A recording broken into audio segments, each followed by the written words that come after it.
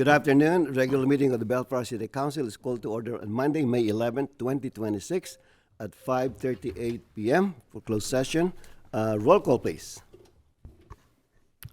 Councilmember Dutton, Here. Councilmember Coops, Here.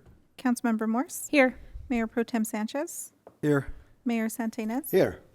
Closed session item, Mr. Smoot. Thank you, Mr. Mayor. The council will recess to closed session for one item, item 3A, as listed on the agenda, conference with real property negotiator. Okay, any recusals? I have to recuse myself from item 3A for a property conflict. Okay, duly noted. Anyone else? All right, there's no one here in the public to make a comment, so with that, we will recess to closed session. Good evening, Bellflower. The regular meeting of the Bellflower City Council is called to order on Monday, May 11, 2026 at 7:04 p.m. Back to open session. We are reconvening from closed session and there's no reportable action taken during the closed session. Roll call, please. Councilmember Dutton, Here. Councilmember Coops, Here. Councilmember Morse, Here. Mayor Pro Tem Sanchez, Here. Mayor Santinez. Here. Tonight's invocation will be led by Councilmember Wendy Morse, and the Pledge of Allegiance will be led by Elizabeth Oba, our Director of Planning and Building Services. Please rise.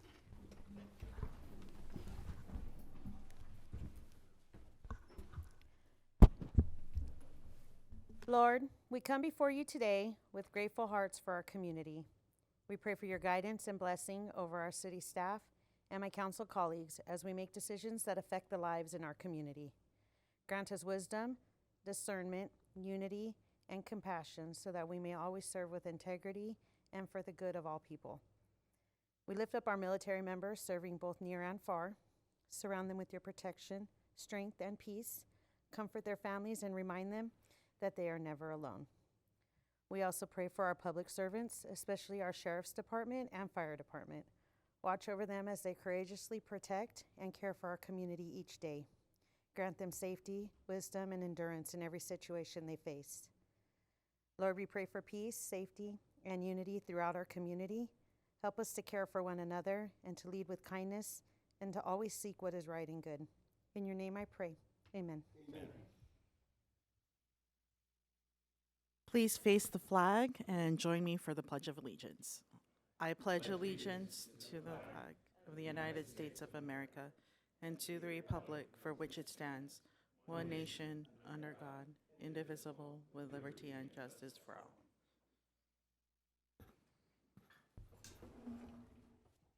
All right, thank you, Wendy. Thank you, Elizabeth. There's no request to appear remotely. All council members are here present. City Council announcements, I will start off. The Leadership Experience Achievement and Development LEAD program is a year-round volunteer leadership initiative offered to the City of Bellflower's Parks and Recreation Department. Designed for motivated high school students, LEAD provides teens with meaningful opportunities to gain real-world experience, build professional skills, and become confident leaders within their community. The LEAD program welcomes current high school students who are eager to learn, collaborate, and make a positive impact in their community. Meetings are held on Thursdays from 4:30 p.m. up to 6:30 p.m. during the school year, and on Thursdays from 3:30 to 5:30 p.m. during the summer. Applications are open and can be found at bellflower.ca.gov. For more information, please contact LEAD, that's LEAD, at bellflower.ca.gov. Mayor Pro Tem Sanchez. Thank you, Mr. Mayor. Good evening, Bellflower. Bellflower residents are invited to kick off Memorial Day with family-friendly fun at the pool as the city hosts a special Memorial Day recreation swim at the Bellflower Aquatic Center. This special holiday swim supports the city's ongoing efforts to provide accessible recreation opportunities that bring families together and enhance quality of life for residents. The event will be held Monday, May 25th from 11 a.m. to 1 p.m. at the Bellflower Aquatic Center located at 14001 Bellflower Boulevard. The event is open to all ages. General admission fees will apply. For safety, children under 45 inches tall must be accompanied by an adult anytime while in the water. For more information, please call 562-866-2015. Thank you, Mr. Mayor. Thank you, Victor. Councilmember Dan Coops. Thank you, Mr. Mayor. Bellflower residents are invited to take advantage of the city's upcoming community compost pickup event at Palm Park. Palm Park is located at 9245 Palm Street here in Bellflower. That's Clark and Palm. There's a park there right parallel to the freeway. That's going to occur from May 29th through June the 5th. Supported by funding from Cal Recycle, this free program provides free, high-quality compost to help give you a green thumb, a boost while reducing landfill waste and preventing harmful greenhouse gas emissions. Composting turns food scraps, yard trimmings, and other plant-based materials into our nutrient-rich fertilizer that supports vibrant gardens and landscapes throughout our community. The compost is free for Bellflower residents while the supplies last. Please bring your own shovel and container for collection. For more information, please call or email mpaz@bellflower.ca.gov or call 562-804-1424, extension 2283. Thank you, Mr. Mayor. Thank you, Dan. Next is Councilmember Wendy Morse. Thank you, Mayor.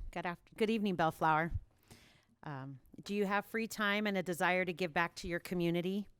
The Bellflower Volunteer Center is looking for volunteers to help make a difference. Volunteer opportunities include assisting with nutrition programs, beautifying projects around Bellflower, convalescent visits, community special events, food pantries, family donation programs, and the Bellflower Looking Better program. Volunteering is also a rewarding experience for you. Gain new skills, meet new people, share your talents, and enjoy the satisfaction of helping your community. To learn more about becoming a volunteer or donating goods or services, please call 562-804-1424, extension 2331. Thank you, Mayor. Thank you, Wendy. Councilmember Mayor Emeritus Ray Dunton. Well, thank you, Mayor. The City of Bellflower's annual Day of the Shred returns this spring, offering residents a free and secure opportunity to dispose of all their sensitive documents. The event will be held at on Saturday, May 16th at Thompson Park. That's located at 14001 Bellflower Boulevard, and the event will be held from 8 a.m. to 11 a.m. Operating on a first-come, first-served basis, each vehicle is limited to 5 boxes or bags of documents. Participants must retrieve their empty boxes or bags after the shredding is complete and are responsible for removing them from the site each day. The day of the shred will conclude once the shredding truck reaches its full capacity. Residents may bring personal documents, paper, file folders, staples, rubber bands, and small binder clips. Items not accepted include phone books, hardcover books, plastics, metals, CDs, or DVDs.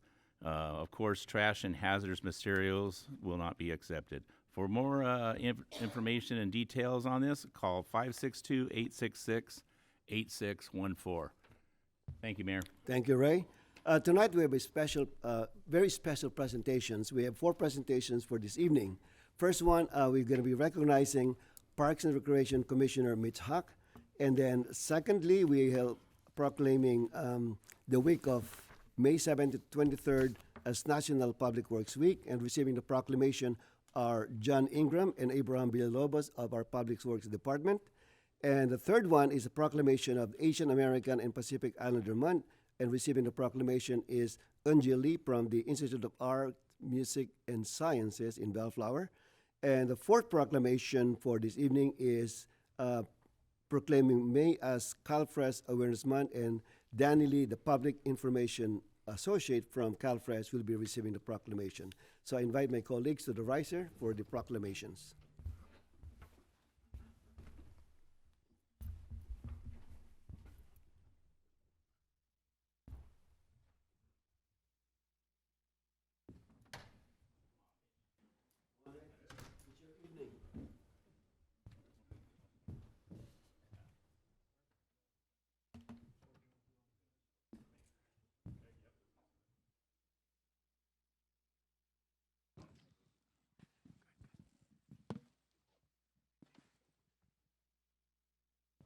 All right, the first proclamation this evening is a certificate of achievement to present to Mitch Hawk. Before I present the proclamation, I just want to say that we thank you, Mitch, for your service. And I just learned today that you are the longest serving continuous service as a commissioner of Bellflower. Continuous, 19 years. It's the record. In the same commission. Some serve more than 19 years, but they're different commissions. But you're the record holder. It shows consistency. And I'm sure that our Parks and Recreation staff can attest to that. How many years was that? 19 and a half years, 19 something like that. Yeah, maybe it says it on here, I don't know. No, it doesn't. It doesn't. That's why I ask. So the certificate of achievement is presented to Mitch Hawk, Parks and Recreation Commission. Thank you for your outstanding leadership and dedicated service to the city of Bellflower. Your contributions during your tenure have created a strong foundation for the future. We applaud your achievements and wish you continued success. It's today, and signed by Mayor Sunny R. Santa Ynez, Mayor Pro Tem Victor Sanchez, Councilmember Ray Danton, Councilmember Dan Coops, and Councilmember Wendy Morse. So how many times were you chairman of the commission? I believe 5. Wow, five. Yeah, Okay. 5 times.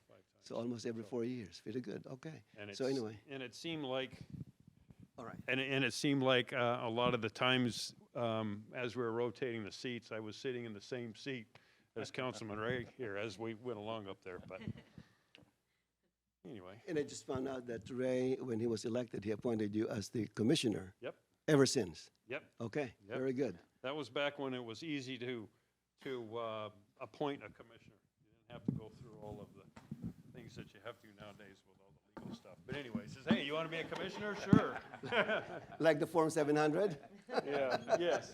Okay. You didn't get shook down by the city clerk. That's what he said. All right. Right. Very good. And with that, thank you for your service, and we wish you a very happy retirement. Thank you, Mayor. Okay.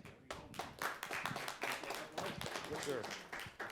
So, and I also have to share also, way back when Ray and I first got involved with the city, when he was councilman in the beginning, the city had its 50th birthday celebration, and we got to be involved with that as well, and our birthdays were the same coincidental year. We turned 50 when the city turned 50, so that was, Yeah, that's right. yeah, that was, yeah, it was, so. But, yeah. And 19 years ago. So, but yeah, thank you.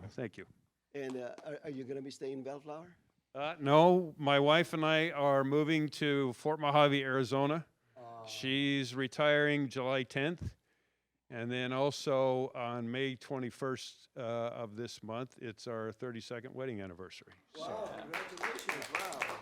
Wow. Okay. Is that a record too? no, you got me. You got 44 years.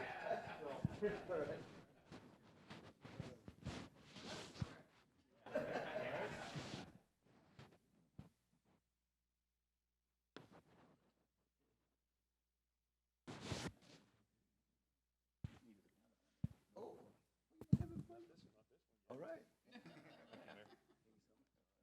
All right. Thank you.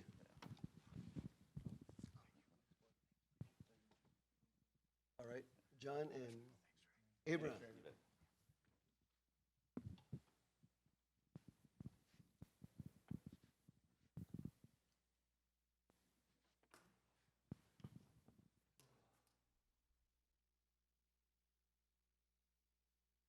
So much for coming.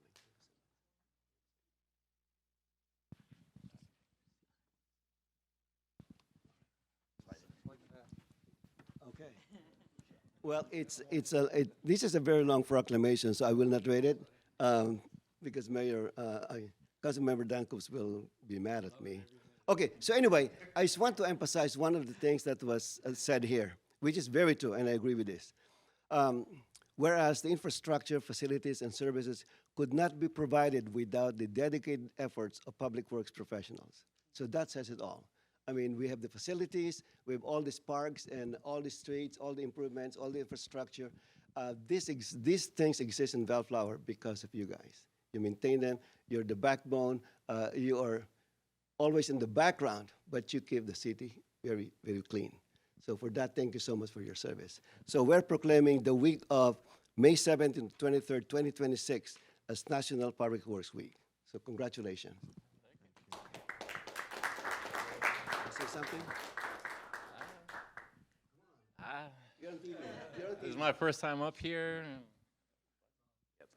and surprised to be up here. And the city has changed so much when I first started. Some faces I remember, but a lot of new people. Just happy to be a part of this team. Okay, we're happy too. Okay. Oh, okay. All right. All right, very good. Very nice.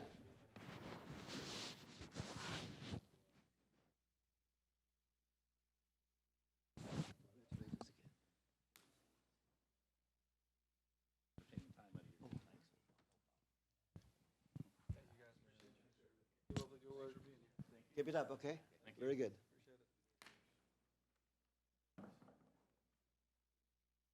안녕하세요.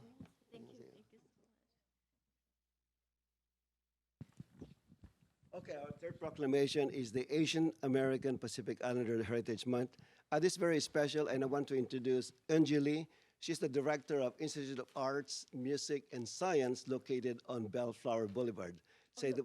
On Clark Avenue. Clark Avenue and Oak. If you're not familiar with the place, almost across Sims Park, just north on the west side of Clark Avenue. They provide a lot of services to students, learning a lot of these things in arts, music, and science. I went to their school and I was very impressed. It's almost like an one-on-one instruction given to the students.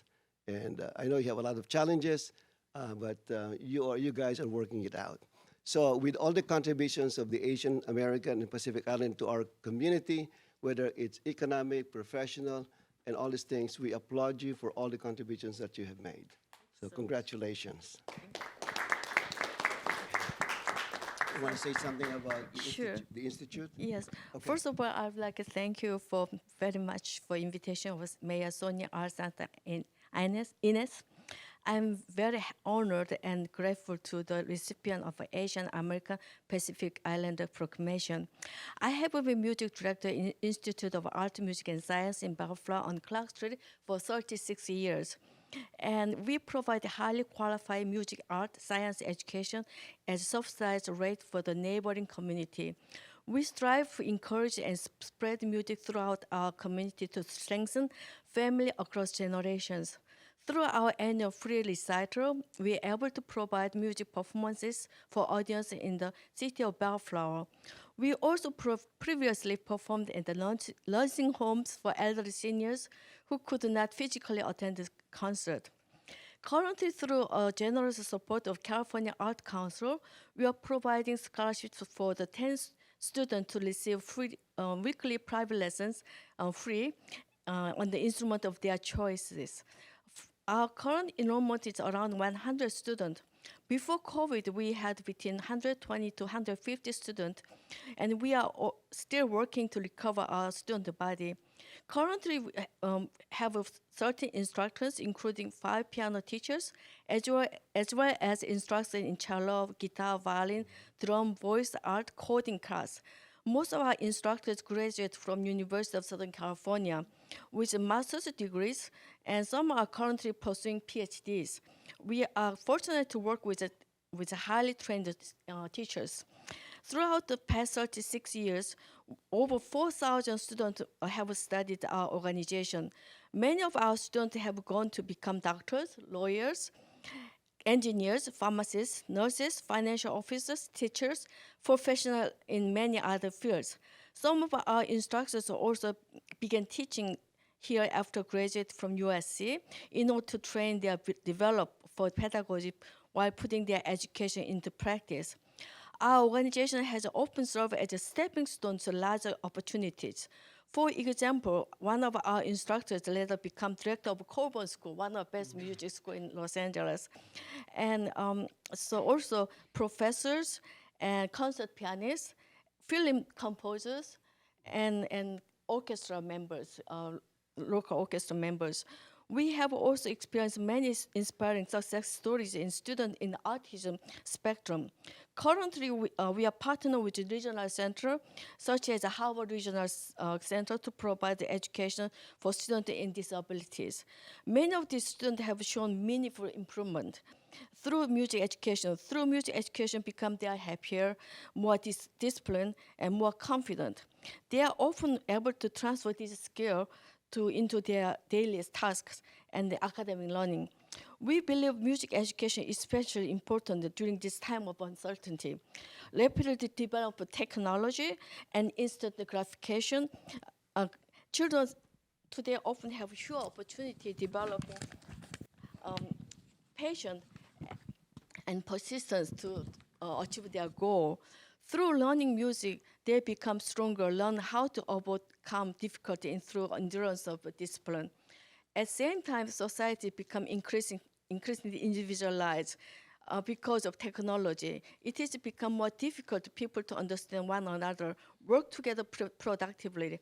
Music helps bring people through listening, cooperation, share their expression.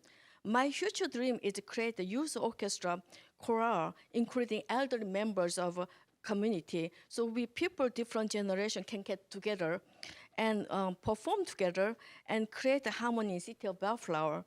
And I hope this vision can help build understanding, support, share wisdom throughout our community members.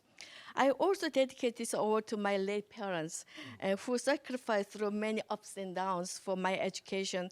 And also, I would like to honor my teachers from elementary school through university. They taught me not only through instruction, but through example of how they lived and worked with dedication and perseverance. I believe this duty is next generation to pass on what I learned from my great teachers and from the sacrifice my parents made, and also continue to using these lessons for good cause. And thank you again for the mayor to come to our school and then encourage our education for children to Bellflower. I think this is important time for us invest for children for next generation. It's very confusing time for children to go to their way. So thank you so much inviting me to express my thought and introducing my school. We are kind of hiding in the corner, but hopefully many people know us and then come to us and we work together. Thank you so much. You're on television, so I think a lot of people will be watching you today. And also, I would say that you're the most prepared recipient of a proclamation. Won't you agree with that? All right. Yeah, so much Let fun. me give you a pen also. Oh, yes, We'll yes. take a photo. Oh, yes, yes.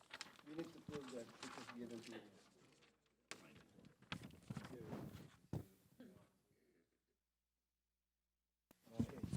감사합니다. 감사합니다.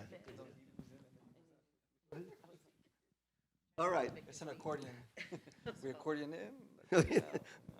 The last one is CalFresh Awareness Month. Oh, Danny Lee. Thank you so much. And then I also want to say that CalFresh, we applaud you for providing education to our residents to make sure that they know about the nutritious foods available to them. And so with that, we're proclaiming the month of May as the CalFresh Awareness Month. Okay? Hi, You want to Mayor. talk Mayor. about something about CalFresh? Hi, Oh, Mayor. no, wait a minute. You're going to make a presentation, right? Yeah. Okay, you can hold out on that. Okay. Got it. Okay. All right, you, we'll Mayor. take a photo. Take a photo Photo first. first. Okay. Okay. Fine.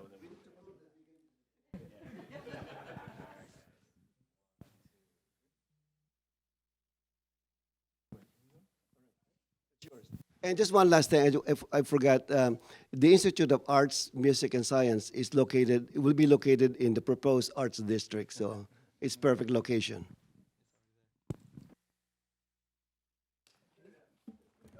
Okay.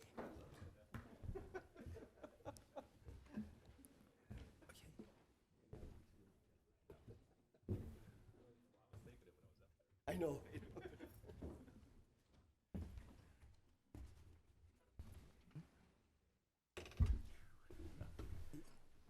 All right, Danny, the floor is yours. Okay. Good evening, Mayor, council members, staff, Bellflower residents, and all in attendance today. My name is Danny Lee, and I am proud to represent the LA County Department of Public Social Services. On behalf of DPSS Director Dr. Jackie Contreras, our more than 14,000 employees, and our dedicated community partners, I am grateful and honored that we are here today acknowledging May 2026 as CalFresh Awareness Month. This year's theme is Still Reaching, Still Feeding, and it reflects a commitment to ensuring that anyone who is finding it more difficult to access proper nutrition will know that CalFresh is here to help. We are committed to supporting our most vulnerable neighbors, and this includes unhoused families, individuals with no place to store or cook food, and seniors and persons with disabilities who are unable to cook for themselves. During May, we invite all residents of LA County to follow DPSS on Facebook, Instagram, X, and YouTube for the latest on CalFresh Awareness Month. And we encourage you to share this information and resources from our social media toolkit, which you can find on our website at dpss.lacounty.gov. Again, we appreciate your ongoing support. Together, we can help LA County stay nourished, healthy, and thriving, especially during these challenging times. Thank you very much. Danny, question. How do we reach you again? Are you available on Facebook, Instagram, Ye- and can you state the website again? Yes, correct. Our website is www.dpss.lacounty.gov. And we do have our social media presence on Facebook, Instagram, X, and YouTube if you'd like to hear more information. Okay. Yeah. All right. Thank you. Thank you. Any question of Danny? No. All right. Thank you so much and congratulations. Yeah, thank you.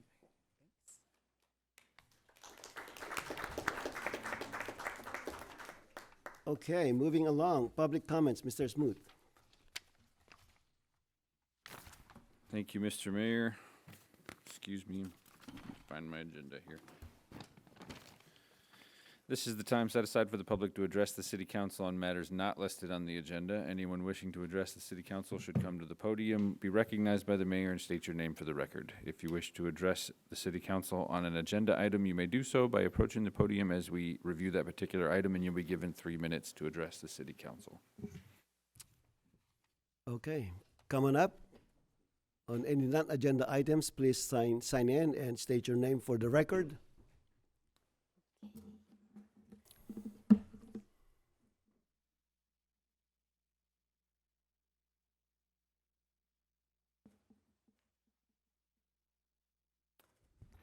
Good evening, Mayor and City Council members. I just want to comment on the new senior social hour that's being held at Sims Park from noon until 2 on Tuesdays. My fiance and I and his sister decided to get his mom out of the house. Maybe we would take her over there and give it a try. The first time we went was karaoke, which she's nuts about, and it was so much fun. Last week was crafts, again, a lot of fun. I'm enjoying it. We're all enjoying it. And I want to comment that the staff that's working there is outstanding. They're young, but they are so nice and so helpful, and they have little treats for you to eat, which is fun. But I would highly recommend. There's not a lot of people going. I guess 1 week is games, 1 week is karaoke, 1 week is movies, which is tomorrow, and 1 week is crafts. And all of us really look forward to going. I just want to let you know that the staff should be commended for the outstanding work they do. It's just a ball to go, and I encourage although I'm not a senior, right, but it's really, really fun, and I just want to let you know, good job. Thank you, Cheryl. And the Director of Parks and Rec is here, so. Pardon? The Director of Parks and Recreation Department is here, so Yeah, he heard what you said. Thank you. And come back more often. Anyone else?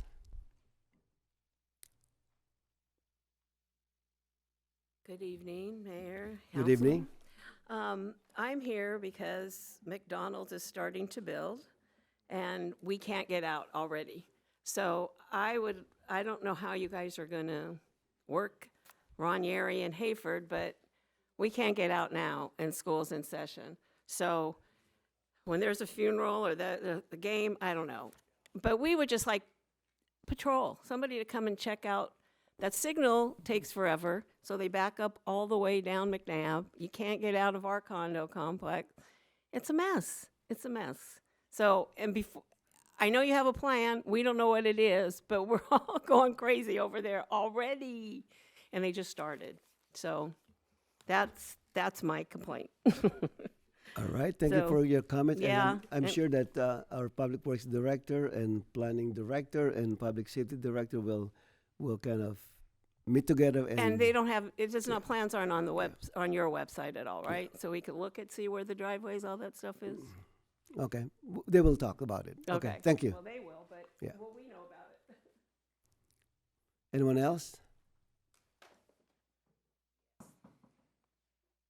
Good evening, Good evening. Mayor and members of the City Council. My name is LaWanda Hawkins. I'm with a group called Justice for Murdered Children. And tonight, I stand with the family of Vincent Bajar,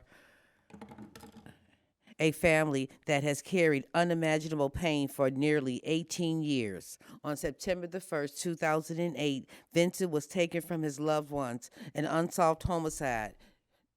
It happened at 15000 Eucalyptus in the city of Bellflower. That's why we're here tonight. Since that day, his family has lived with unanswered questions, heartbreaks, and the painful silence that comes when justice has not yet been served. Vincent was not just a case number. He was a father, a brother, a nephew, a cousin, and he was a friend. And Vincent's life mattered. He was a son, a grandson, and he was deeply loved, and his life mattered again. Tonight, we are asking for your support in helping us get the word out to the community and beyond. Somebody knows something. Somebody has the missing piece that can help bring justice and peace to this family. We are grateful to LA County Supervisor Janice Hans for offering a $20,000 reward for information leading to the arrest and conviction of the person or persons responsible for Vince's murder. That reward represents hope, but we need the community's help to make sure people hear this message. We are here tonight for you all to help us to get this message out that someone killed him. And we believe that if we don't deal with this issue, these type of people will commit murder again. And this has been proven. We also now have a billboard display on Alondra Boulevard to bring renewed attention to Vincent's case and to remind the public that his family has not given up. Tomorrow, Tuesday, May the 12th at 10 a.m., we will be holding a press conference in the parking lot of Taco El Fango. Am I correct on the pronunciation? On Alondra. We respectfully invite each and every one of you to stand with the family and stand for justice and stand for the belief that no family should be forgotten. One voice can make a difference. One tip can change everything. And one community standing together can help bring justice home. Okay, thank you, and sorry for your loss. And if there's anyone in the listening public right now who heard about this message and know anything about this murder, please contact. It says LA Crime Stoppers, and the number's there. County homicide detectives too. Okay, all right. Thank you so much. Thank you.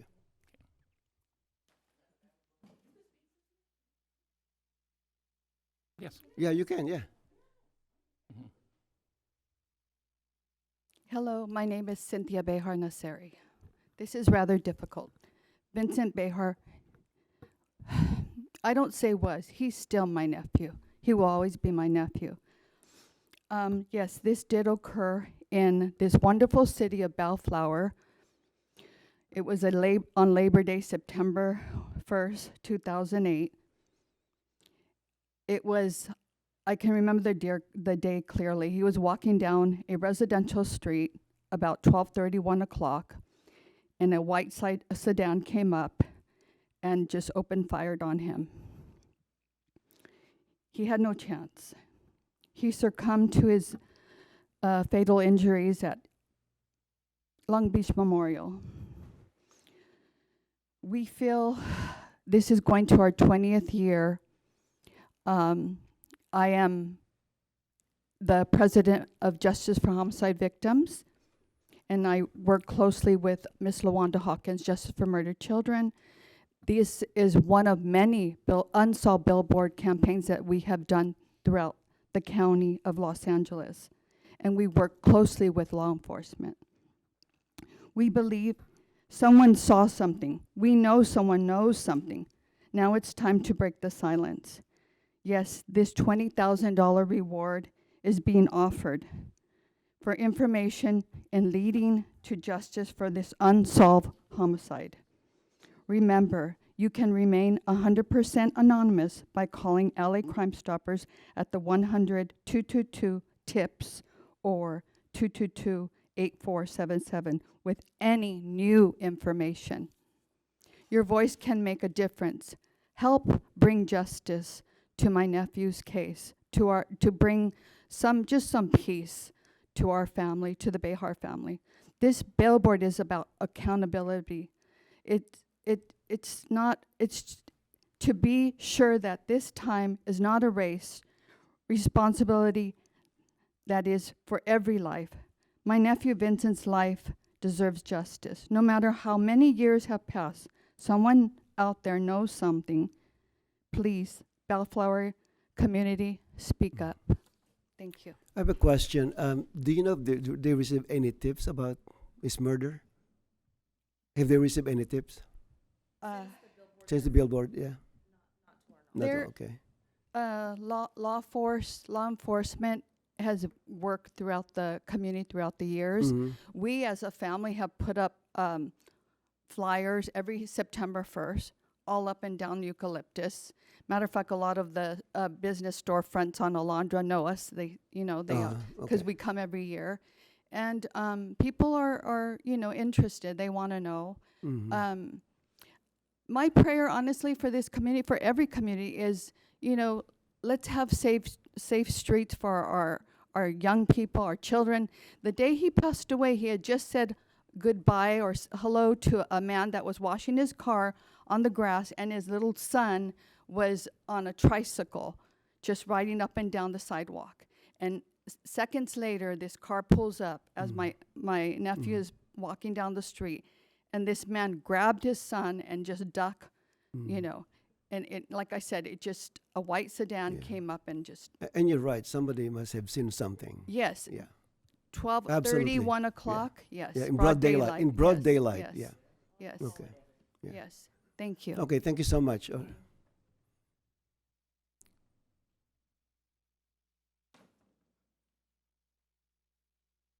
Good evening, Honorable Mayor and City Council. Good evening. We Evening. missed you for several meetings. We haven't seen you. No, I'm here. I'm Okay. usually in the back there somewhere.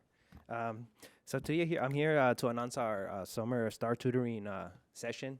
Registration is now open, and this is a free small group tutoring, either in math or in reading, and it would be for kids just finishing 2nd through 7th grade, and they'll be starting 2nd or 7th through 7th in the fall. All materials will be provided. It'll be 1 hour a week from June 16th through August 6th. Parents can submit the registration, and then they can choose either Tuesdays, Wednesdays, or Thursdays. It'll be an hour. So hopefully those kids that need it and parents can sign up. And they can register at lacountylibrary.org/star-tutoring. Thank you. Okay. Thank you.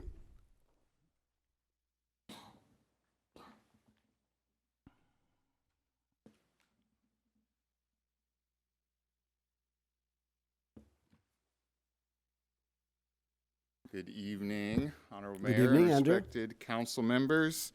I'm here just to make an announcement.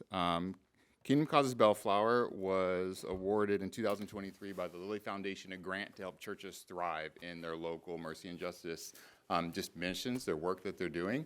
And so the way that that works, it's 3 cohorts. So it's a yearly cohort, 6 churches, and we've done 6 churches. And the way that the cohort works is they meet monthly. We introduce them to community partners. We had actually City Manager Ryan was our community partner last month. They learn about how to better serve their community, their city, and how to work together. A big part of that, or like the draw, is we help them learn how to write grants for churches. There's a lot of grants that are out there. And so this year, because of the Lilly Foundation, we're awarding $30,000 in local micro grants for churches to just do good work in the city. One of them's using for a camp, another one's using it to revamp a room.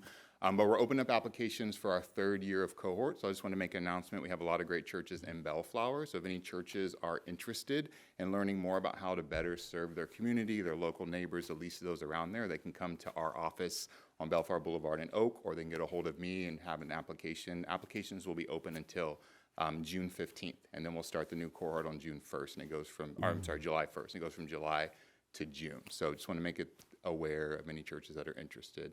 We'd love to have their application. Okay. All right, thank you. Thank you.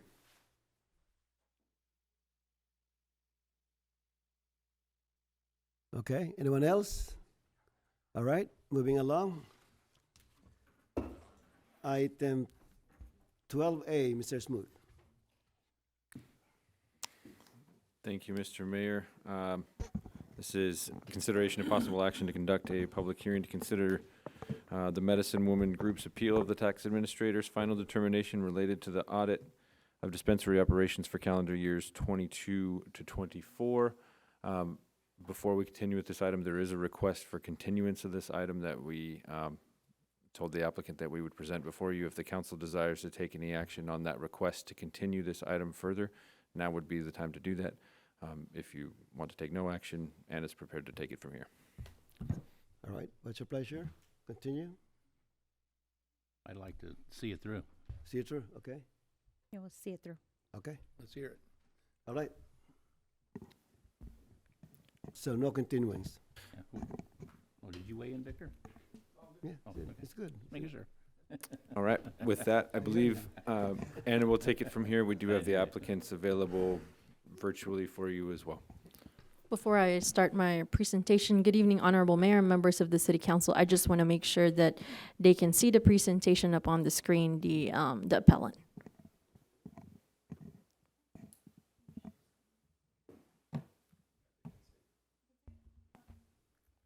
All right, so I will continue. So they can see it. Okay. Confirmed by the IT manager. Yeah. So this presentation provides an overview of the Medicine Woman Group LLC's appeal of the tax administrator's final determination regarding a tax assessment resulting from an audit of its dispensary operations for calendar years 2022 through 2024. It outlines the audit background, the key issues on appeal, and staff's recommendation for the City Council's consideration. Providing some background on the city's cannabis tax audit program, as well as this taxpayer's prior audit history. The city typically audits permittees subject to a gross receipts-based tax on a 3-year cycle. Each audit reviews the previous 3 calendar years of operations. These audits review compliance with the city's cannabis tax code, including reported gross receipts, cannabis taxes paid, and adherence to state and local regulations. Under the city's ordinance, if an audit finds underreporting of 5% or more, the taxpayer must pay all audit-related costs. For additional context, the city's first cannabis tax audit was completed in 2023 and covered calendar years 2019 through 2021. This taxpayer was included in that audit. The audit found similar issues, including the exclusion of amounts labeled as city cannabis tax collected from customers and exclusion of delivery fees from taxable gross receipts. Following those audit findings, the taxpayer paid the additional taxes due in 2023. The audit of dispensary operations for calendar years 2022 through 2024 was conducted mainly in the second half of 2025 by Numo, formerly known as Avenue Insights and Analytics LLC. This is the same firm that conducted the city's first cannabis audit. The report was finalized in November 2025. Auditees were given the opportunity to review the report before it was finalized. Final reports were sent in December 2025 with interest calculated through the report date. Auditees were asked to pay any amounts due by January 9, 2026. This date coincided with the 2026 cannabis permit renewal deadline for administrative efficiency. On January 9, 2026, the taxpayer submitted a payment in the amount reflected on the permit renewal notice. Consistent with city policy and prior notice to the taxpayer, the payment was applied first to outstanding audit-related penalties, interest, and tax liabilities. As a result, the 2026 cannabis permit fee and other outstanding obligations remain unpaid. On January 30, 2026, the City Attorney's Office issued a formal demand letter and notice of suspension. The letter required full payment of all outstanding amounts by February 9, 2026. On February 5, 2026, the taxpayer requested an administrative hearing. A hearing date of February 17, 2026 was confirmed the same day. On February 9, 2026, the taxpayer paid the permit fee and other related permit charges. On February 13, 2026, the taxpayer requested to reschedule the hearing to February 24, 2026, and the city approved the request. On February 17, 2026, the taxpayer submitted an objection brief contesting the inclusion of amounts labeled as city cannabis tax, non-cannabis sales, and delivery fees in the calculation of taxable gross receipts. Because the taxpayer did not timely provide supporting documentation during the audit to explain the differences in delivery fees, the original audit relied on reasonable estimates. The taxpayer disputed parts of the audit findings, presented evidence at the administrative hearing held on February 24, 2026, and was allowed to submit additional documents for review. After the hearing, the taxpayer submitted additional records supporting its delivery fee revenue. The auditor and staff reviewed the records and adjusted the unreported delivery amount to $4,750. This adjustment is reflected in the revised audit report and the tax administrator's determination. The delivery fee is no longer part of the appeal before the City Council. The remaining issues on appeal are the inclusion of amounts labeled as city cannabis tax and non-cannabis sales in the calculation of taxable gross receipts. For the first issue, the appeal concerns the taxpayer's exclusion of amounts labeled as city cannabis tax from taxable gross receipts. The taxpayer contends that these amounts should be excluded from the calculation of taxable gross receipts under the municipal code because they are either taxes required by law to be included in or added to the purchase price and collected from customers, or amounts collected on behalf of others where the taxpayer acts as an agent or trustee.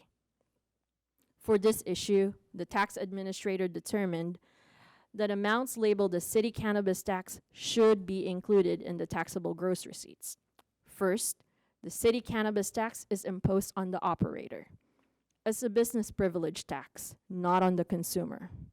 Unlike state sales tax or excise tax, it is not required to be passed through to customers, nor is there any legal requirement to separately state it on the receipts. The taxpayer's business decision to voluntarily pass it through and itemize it on the receipt does not change its character under the BMC definition of taxable gross receipts or qualify it for any exemption. Therefore, all amounts collected from customers, whether itemized or not, remain taxable gross receipts. In addition, the agent or trustee exemption does not apply. The taxpayer is not acting as an agent or trustee when collecting amounts labeled as city cannabis tax. Again, the tax obligation is solely the taxpayer's and is imposed directly on the business, not on the customer. An agent or trustee relationship only exists where a party is legally required to collect and hold funds on behalf of another party and must remit those funds to that party. Here, the taxpayer's decision to pass the cost to the customers is a business choice, not a legal requirement. Therefore, it does not create an agency or trustee relationship, and an exemption does not apply. For the second issue, the appeal concerns the taxpayer's exclusion of amounts related to the sale of non-cannabis items from reported taxable gross receipts. Non-cannabis items include branded merchandise such as apparel and similar goods.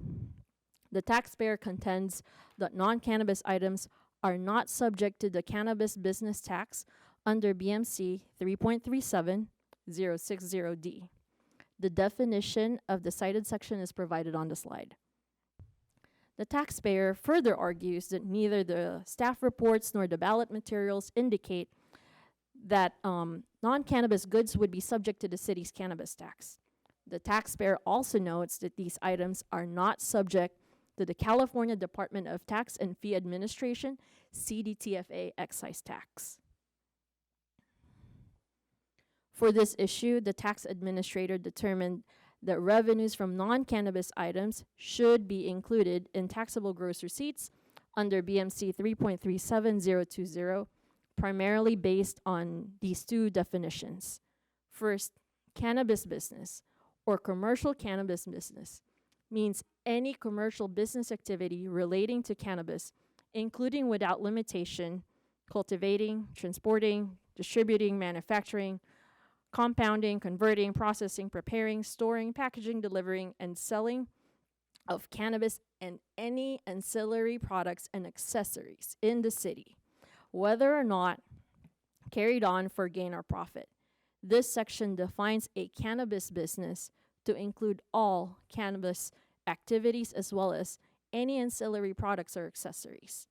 The tax is imposed on the business activity as a whole, as it is a tax on the privilege of operating a commercial cannabis business, not a product-specific excise tax.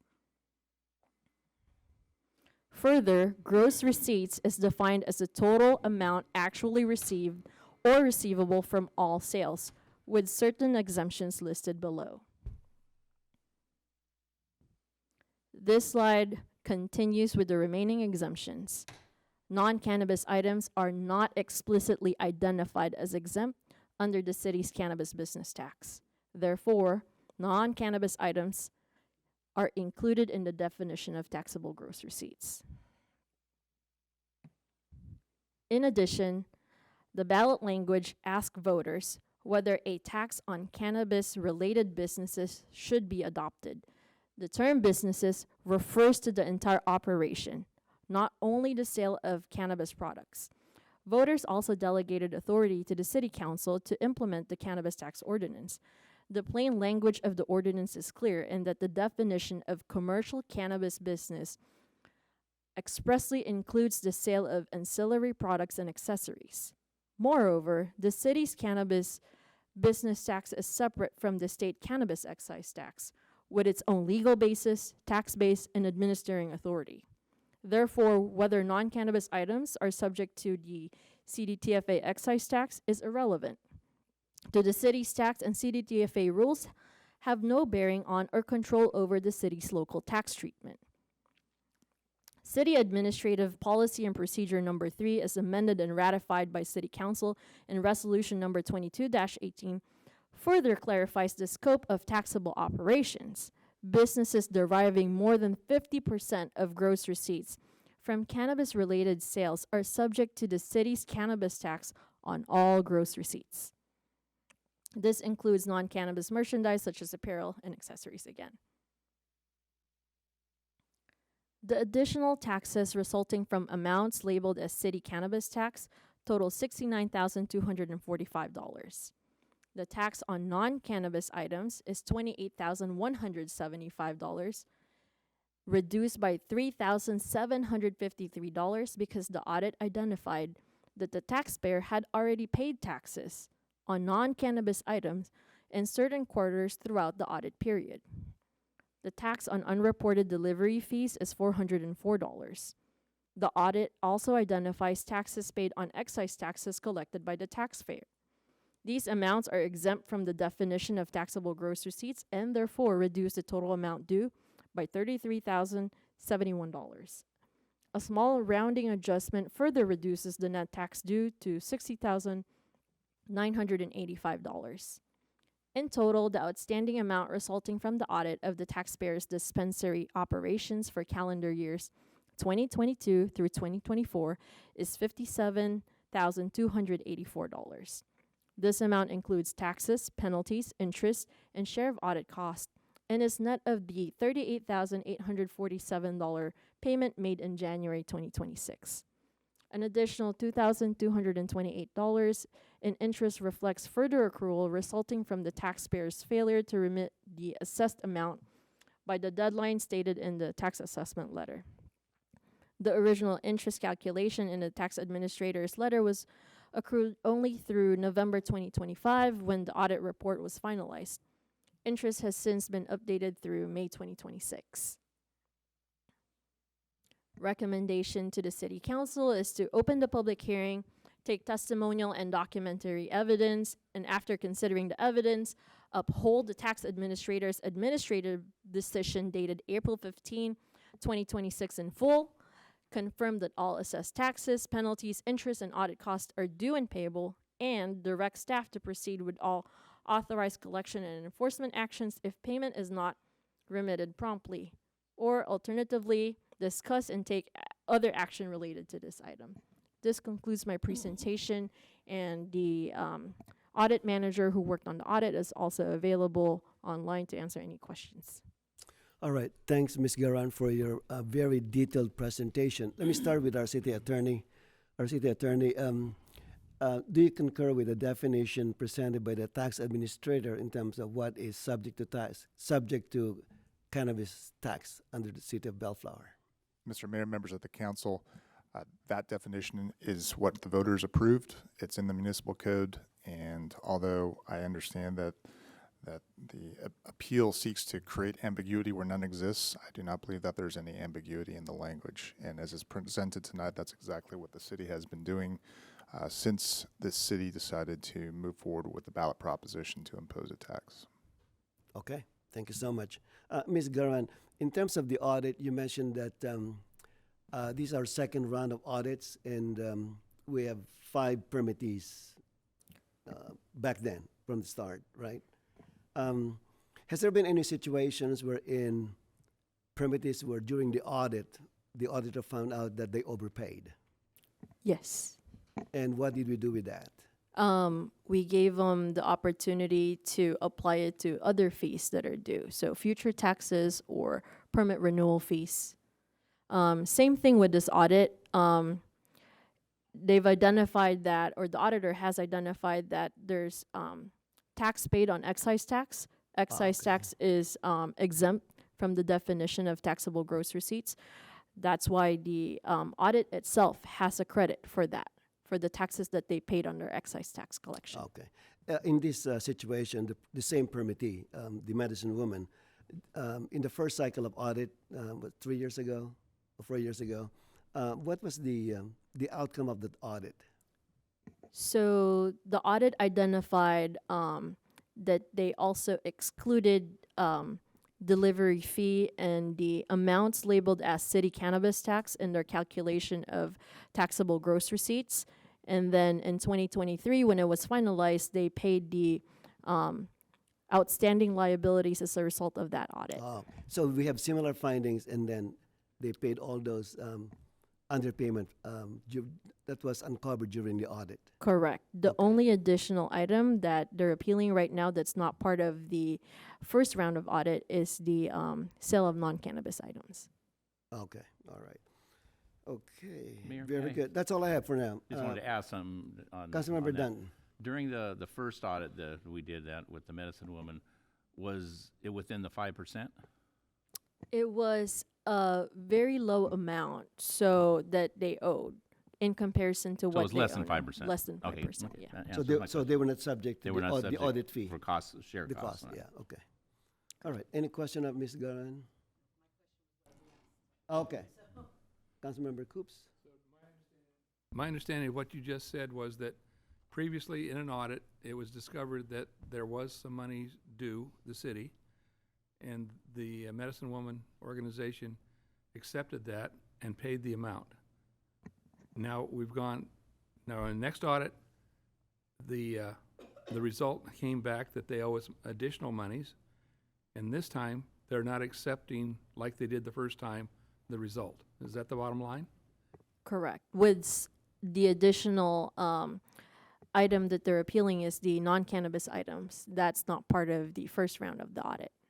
But the other two, they were identified in the first round and they paid those taxes. Thank you. I get it.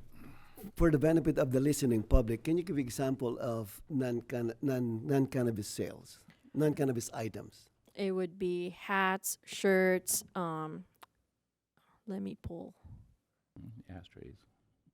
So at the bottom of the slide, it includes the definition or some items that Or fall socks, under hats, non-cannabis Okay. items. Okay. And they sold some of those items.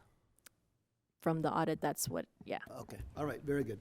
And I'll piggyback on that. And then the non-cannabis items on the last audit, That there was were included in the last audit? The audit did not identify any not- liabilities resulting from that. It's either they did not sell it or Or they just included paid. it. Yeah, Okay. correct. Okay. Mayor Pro Tem Sanchez? Yes, thank you, Mr. Mayor, and I like appreciate the question that you asked the city attorney. I do just have a question. I just want to more so. I think that the language speaks for itself. On the municipal code, it speaks the cannabis business or the commercial cannabis business. It says business-related activities, anything conducted. I mean, to me, that just covers anything. It's basic. I mean, it's a business. The door, the moment you lease a building, anything that happens there is part of the business, right? So with that said, my next question really more so is on the auditing side. Are we comfortable that the current auditor is accredited, that we have everything in place, all that's, it's a reliable accreditation, everything like that, right? Yes. Okay. I figured so, but I just want that on the record. And that's it. I think for me, it's a no-brainer. All right. Okay. Thank you. Is there a motion to open the public hearing? Move to open the public hearing. Second. Motion by Councilmember Coop, second by Mayor Pro Tem Sanchez to open the public hearing. Without objection, that will be the order. Since this is an appeals hearing, I'd like to invite all those who are going to be testifying on this item to be sworn in by the clerk. Thank you, Mr. Mayor. We do have some attendees who are attending remotely. Okay, so let me just make the announcement. If you would like to speak on this item, In the audience. or a tendency or just a hint of speaking on this item, please rise to be sworn in. Yes, if those in attendance remotely can please raise your hand. Can we see all of them? We need to get them on the Can we screen. identify who they are? I don't know if we can, I'm not sure if we can put that on the screen, but I can certainly read the names You that would I have have to be. listed here. Yeah, yeah, yeah. No. That's us. Can you That's us. mark off Remotely. participants, Anna?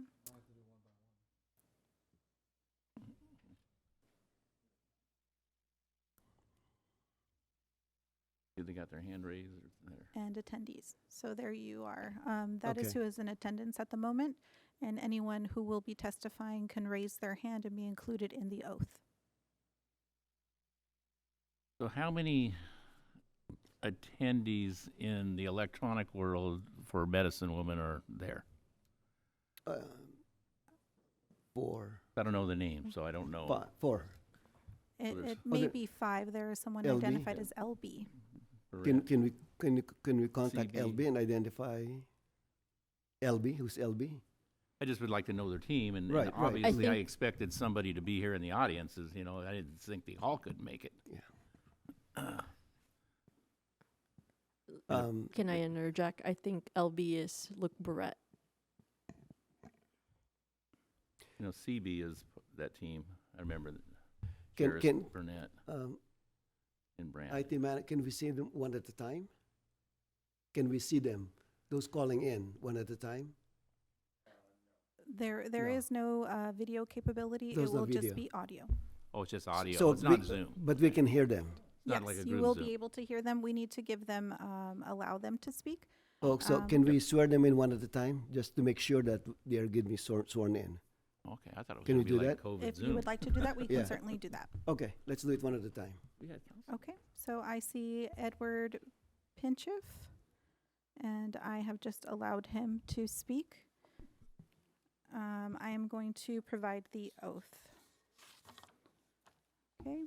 Do you If I can interject here, I will not be testifying. I am the attorney representing the Medicine Woman Inc. I can clarify some of this for you, then cut through this. I am appearing on behalf of the Medicine Woman, as is Jennifer McGrath. We are both attorneys representing the Medicine Woman. We should also have online Charis Barrett, the CEO, as well as certain employees and consultants, including Dave Lemmy, Brandon Skadron, Damian Collins, Ian Delora, and Luke Barrett. We do not anticipate at this time that those individuals will be testifying. What we are left with in this case is primarily legal arguments. They are available if they need to testify, so I'll let you handle that as you like. But I thought that clarification might help these proceedings. Mr. City Attorney, what's your take on that? Mr. Mayor, members of the council, if this is going to be a legal argument rather than providing testimony with regard to the appeal, then there's really no reason to put anybody under oath. The attorneys have a duty to this body to speak truthfully and advance the argument of their client. So I'm fine with that, particularly given the circumstances. Okay, so based on that, I'm assuming that the only one speaking on their behalf will be their attorneys at this point. I can't speak for them, but that's what it sounds like. Okay. All right. Meeting is being recorded. Mr. Mayor, I've granted permission to speak for Edward Pinchif and also Jennifer McGrath. Okay. All right. Mr. Mayor, members of the council, I don't know if there's anybody else in the audience that wanted to speak to I this. invited them. Is there anyone here who would like to speak on this item? Hearing none? Okay.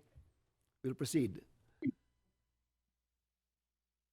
Mayor and City Council members, thank you for the opportunity to present tonight.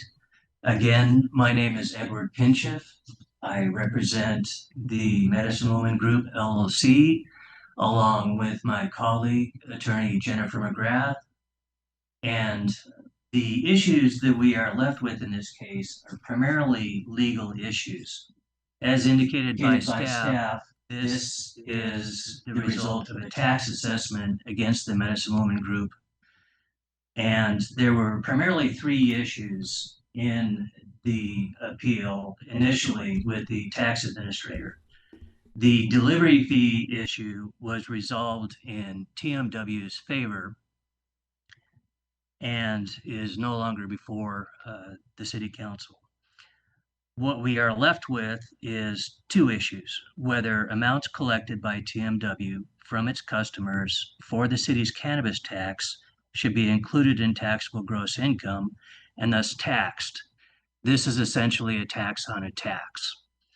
And the second issue is whether sales of non-cannabis items should be subject to the city cannabis tax. Now, we have submitted an objection and hearing brief, as well as some supplemental materials, which I hope the City Council has had time to go through. I'm going to give a summary of these things, and if there are any questions, please feel free to speak out on that. Now, first of all, with respect to the issue of amounts collected by TMW from its customers for the city's cannabis tax, it is TMW's position that these should not be included in taxable gross receipts. TMW collected the city cannabis tax for the city from its customers. The tax was included on the customer receipt as required by CDTFA regulations, as the city cannabis tax amount is necessary to compute the state cannabis excise tax and sales tax. And specifically, the reference there is 18 California Code of Regulations, Section 3802. The California Department of Cannabis Control regulations also require that all taxes be stated on the receipt. That is 4 California Code of Regulations, Section 15420, subsection A, subsection 8. Now, this is important because pursuant to the Bellflower Municipal Code, specifically section 3.37.02, the definition of gross receipts has several exemptions. And specifically, we want to be looking at exemption number 3 and exemption number 9. Exemption number 3 excludes from gross receipts any tax required by law to be included in or added to the purchase price and collected from the consumer or purchaser. Exemption number 9 excludes amounts collected for others where the business is acting as an agent or trustee, and to the extent that such amounts are paid to those for whom collected. Now, as to exemption number 3, CDTFA regulations and DCC regulations, as I indicated, require the city cannabis tax to be included in or added to the purchase price and collected from the consumer or purchaser. Consequently, the cannabis tax should not be included in the BMC definition of gross receipts. Now, whether or not the dispensary chose to pass on and collect these amounts from the customers is irrelevant. Once the business makes that decision, they are required to put those amounts on the receipt, and thus it falls within that exemption. Now, as to exemption number 9, the city cannabis tax was collected by TMW for others, namely the city, where the business, TMW, is acting as an agent or trustee for the city, and such amounts were actually paid by TMW to those for whom collected, again, the city. Indeed, at a February 9, 2026 meeting between the parties addressing the tax assessment, the attorney for the city acknowledged that TMW collects the city cannabis tax from the consumer on behalf of the city. For the city to again tax these tax amounts collected from its customers is a tax on a tax. It is unfair, and it is not what was intended when the voters approved Measure B for a city cannabis tax on cannabis businesses. Now, the second thing that the issue that comes up is the sale of non-cannabis items. It is TMW's position that non-cannabis items should not be subject to the city cannabis tax. TMW does not dispute that non-cannabis items are subject to the sales tax, but a cannabis tax is meant to be the tax due for engaging in commercial cannabis business in the city. Now, if the voters had intended that non-cannabis items would be taxed under the Measure B cannabis tax, they could have explicitly said so. Measure B could have explicitly said so. And if it was the intent of the city council that non-cannabis items would be subject to the cannabis business tax, the Bellflower Municipal Code could have explicitly said so. That is not the case. Now, here it is important to take a look at a couple of these supplemental items that were submitted on May 10 to the City Council. And these two items are City of Bellflower Resolution number 16-80, which includes as Exhibit A of the resolution a full text of the ballot measure. We also submitted an impartial analysis of Measure B that was prepared by the Bellflower City Attorney's Office, and both of these documents support TMW's position. The plain language of Measure B presents the measure as a cannabis tax. Nowhere in the text of the measure is it stated or implied that the cannabis tax should apply to amounts collected by TMW from its customers for the city cannabis tax, again, the tax on tax. Nor does the plain language state or imply that the cannabis tax should be applied to non-cannabis items. Now, the impartial analysis of Measure B prepared by the Bellflower City's Attorney's Office that went out with the measure for the voters also states that Measure B authorizes imposition of an annual tax upon all commercial cannabis activities. Now, the Bellflower Municipal Code itself defines commercial cannabis activity as including cultivation, possession, manufacture, processing, storing, laboratory testing, labeling, transporting, distribution, and here's the important part, or sale of cannabis or a cannabis product. It does not include non-cannabis products, nor does it include a tax on a tax.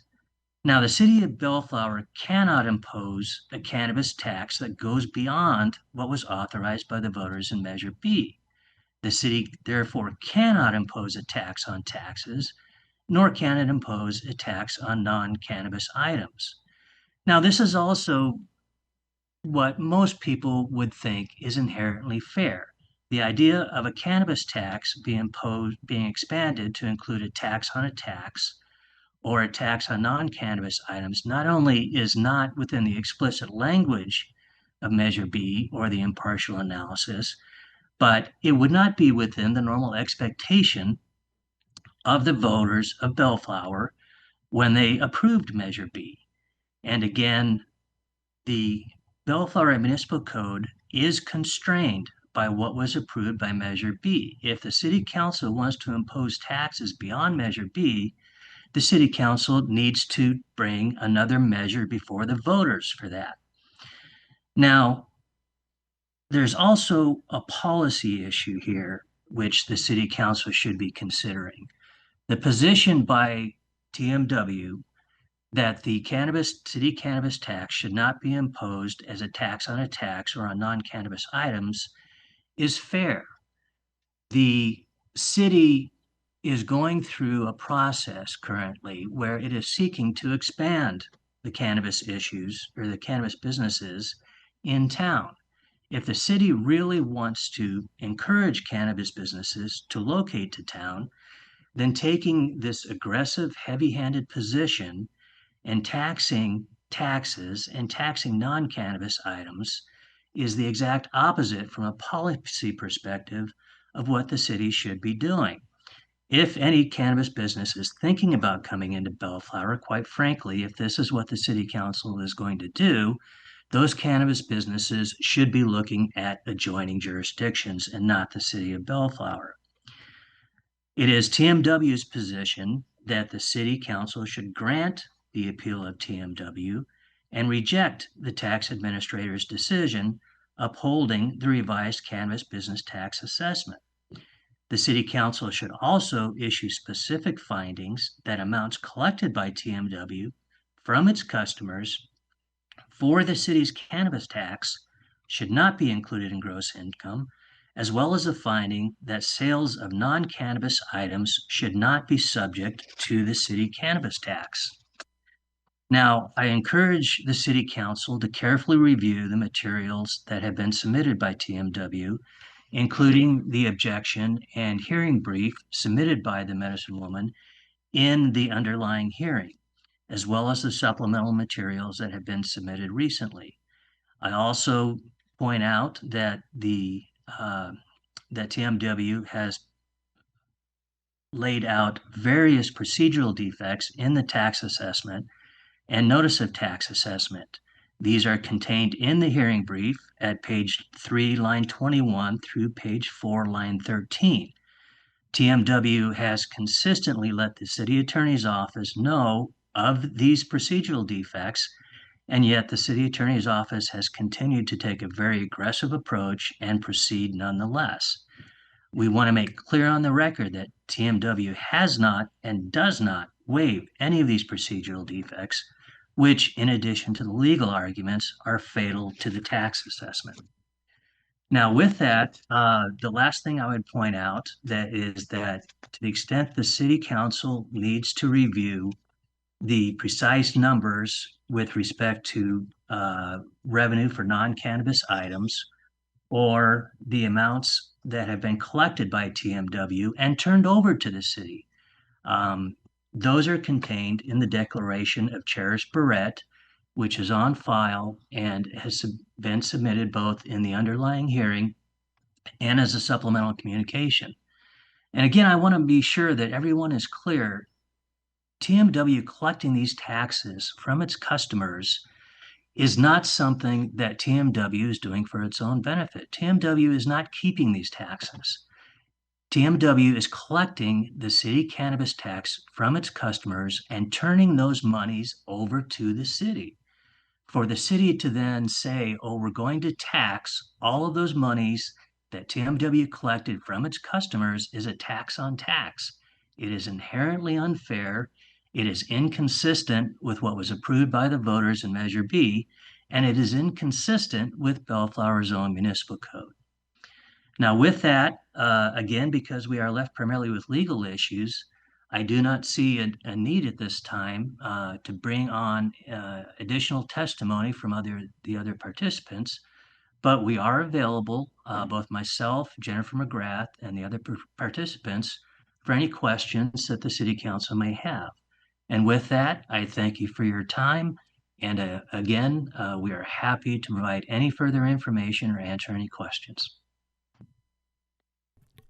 Thank you, Mr. Pinchip. Before I give the seater the chance to rebut, I would just like to make a comment here. As a business, you're expected to recoup all your cost and make some money. That's the essence of a business.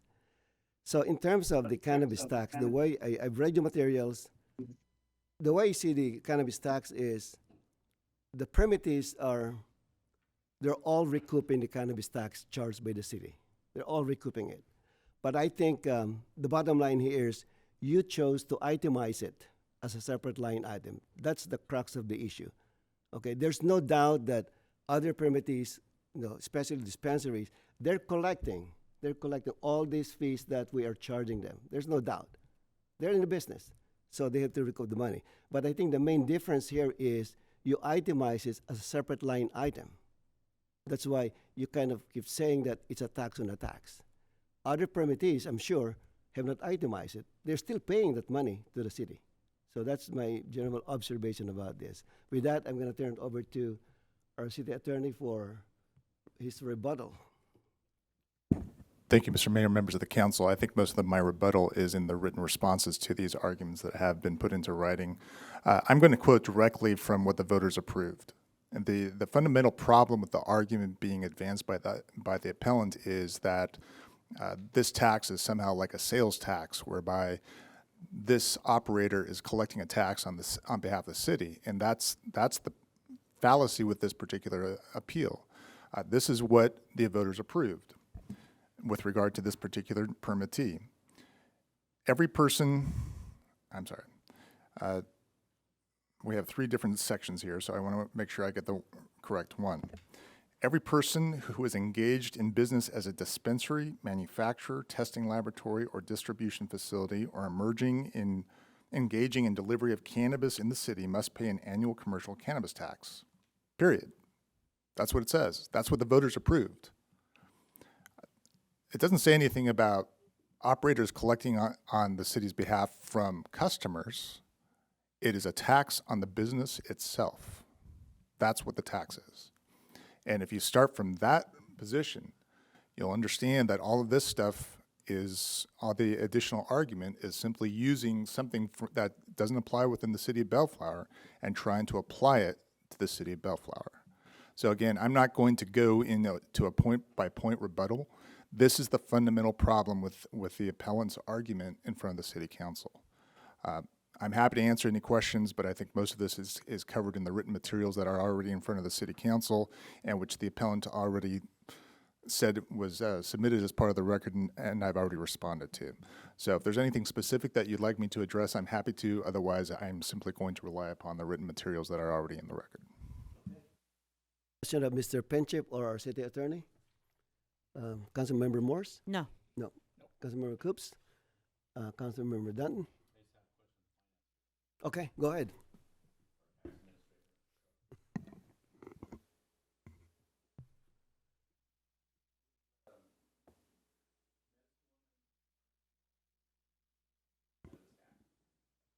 Unfortunately, they are not. Somebody had called me on maybe the day before that it was due, scheduling to make the tax payment.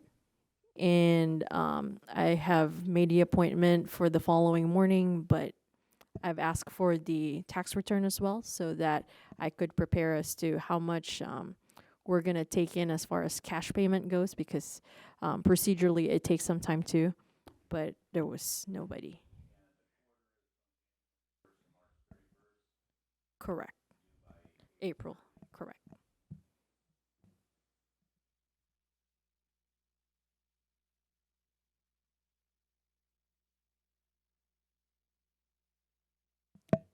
They have recently made that payment. Mhm. Except for what is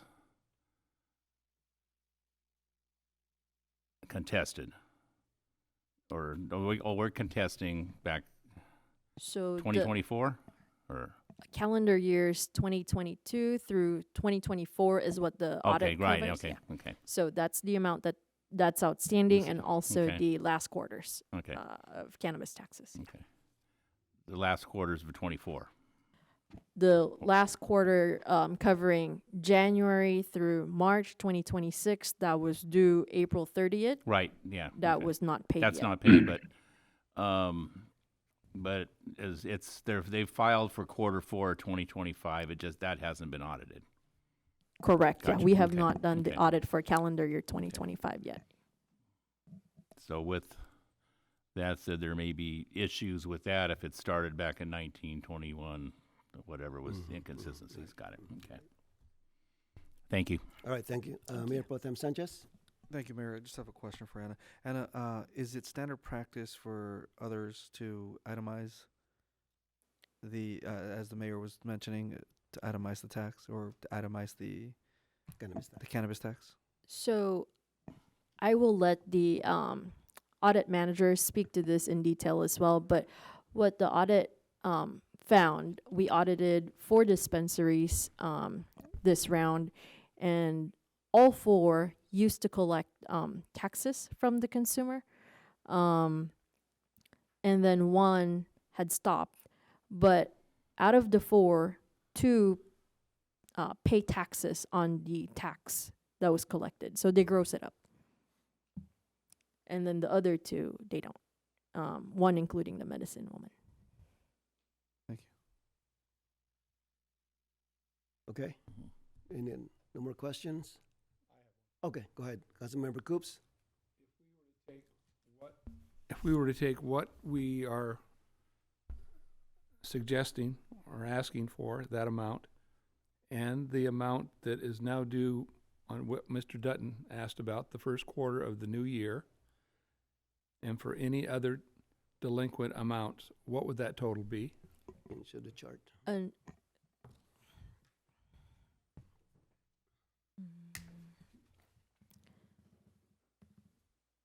So 57 to 84 is what's due from the audit. However, I don't have the amount due for January through March 2026 because I don't have the information from the taxpayer.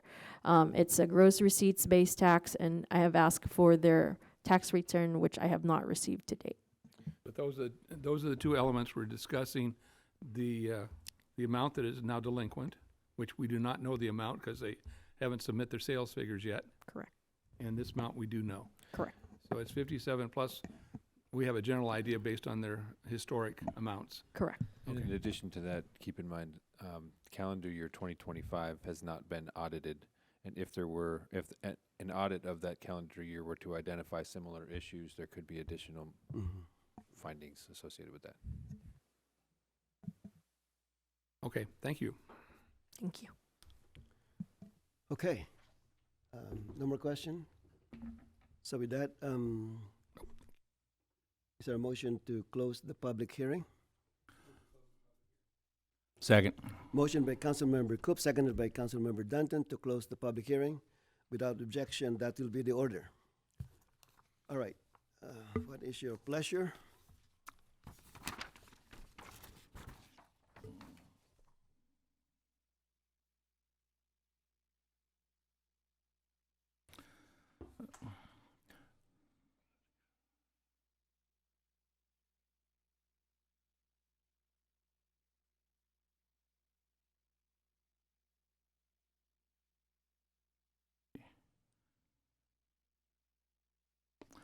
I'd like to make a motion to uphold the tax administrator's administrative decision dated April 15, 26, in full, confirming that all assessed taxes, penalties, interest, and audit costs are due and payable, and also direct staff to proceed with all authorized collection and enforcement action if payment is not remedied promptly.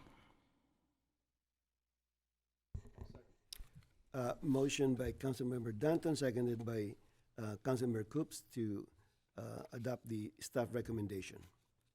Roll call, please. Councilmember Dutton, Aye. Councilmember Coops, Aye.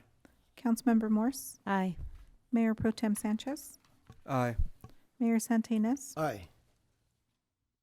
All right, thank you, Mr. Penchef and company. Next item, item 13, no, there's no ordinances and resolutions for consideration. Item 14A, Mr. Smoot. Thank you, Mr. Mayor. Brian is coming to join me for this one. We'll boot Anna out of the way.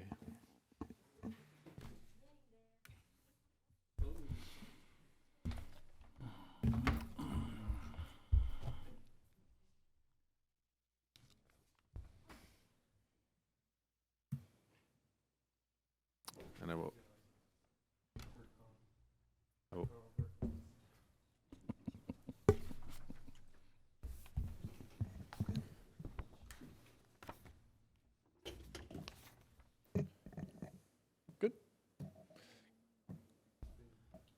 Good evening, Mr. Mayor, members of City Council. I am afraid this one will be a lot less complicated than the last one, so I apologize. Okay, all right, please do.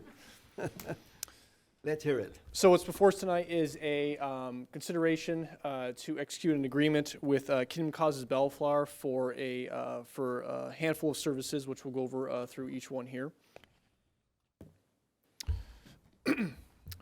So homelessness continues to remain an important concern for the Bellflower community.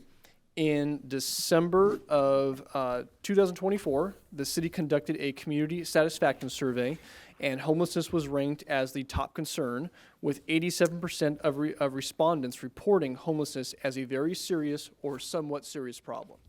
You'll see on the screen there, we have screenshots from what the survey results were. So on our left-hand side, showing that the homelessness was ranked the highest of all the concerns, and then our chart on the left showing the increasing concern which homelessness has had over a number of years, going back to 2007, which was the first community satisfaction survey which the city conducted, all the way through the most recent one in 2024. Oh, I'm sorry, let me go back one slide. In addition to the community satisfaction survey, the City Council also adopted the 2025 and 2027 strategic plan, which included goals such as increasing efforts to keep public safety, to keep public areas safe and clean, proactively addressing homelessness, and exploring ways to partner with community resources and community groups. Over the past several years, the City Council has made significant efforts in addressing homelessness through the continued operation of the New Hope Shelter, the most recent creation of the Bellflower Enforcement and Safety Team, or the BEAST team, the continued use of Southwest Patrol, and better communication with the community on these efforts which have been made. As an example, we have observed positive results from the BEAST team more recently, and I kind of want to highlight the, kind of hard to read, which I'll read it for you, but the community post we have there in the middle of the screen, which was posted online through the Bellflower Community Awareness page about a month or so ago. And that post reads, has anyone else noticed a decrease in homeless individuals loitering around the Circle K at Flower and Ardmore? My family and I can finally walk there without being approached for money or witnessing people smoking drugs, or urinating on the sidewalks. Does anyone else know who is responsible for addressing this issue? I just want to say thank you. That's a real life result that's been transpired from some of the efforts that the City Council has put in place to address homelessness. I will say though, however, despite what has taken place so far, we still have open beds within the New Hope Shelter, and that is even though as the Beast team's out there encountering individuals, we still see individuals on the streets, still the open beds that we have within the shelter, averaging approximately 10 to 12 people per day of open beds. I wanted to highlight here the proposed agreement with Kingdom Cause is divided into 3 distinct services. First being outreach and case management, second being Bellflower specific homeless task force, and third, community mobilization. The reason I bring the stool up here is the end goal is to provide full homeless services. And as we see here, we have done a fantastic job as a city with the first leg, the New Hope Shelter. Secondly, the Beast team is the second leg. What we're missing and what we're hopefully to shore up here tonight is the third leg, which will be bringing Kingdom Causes on for those 3 individual services, which we're going to go over each one individually here.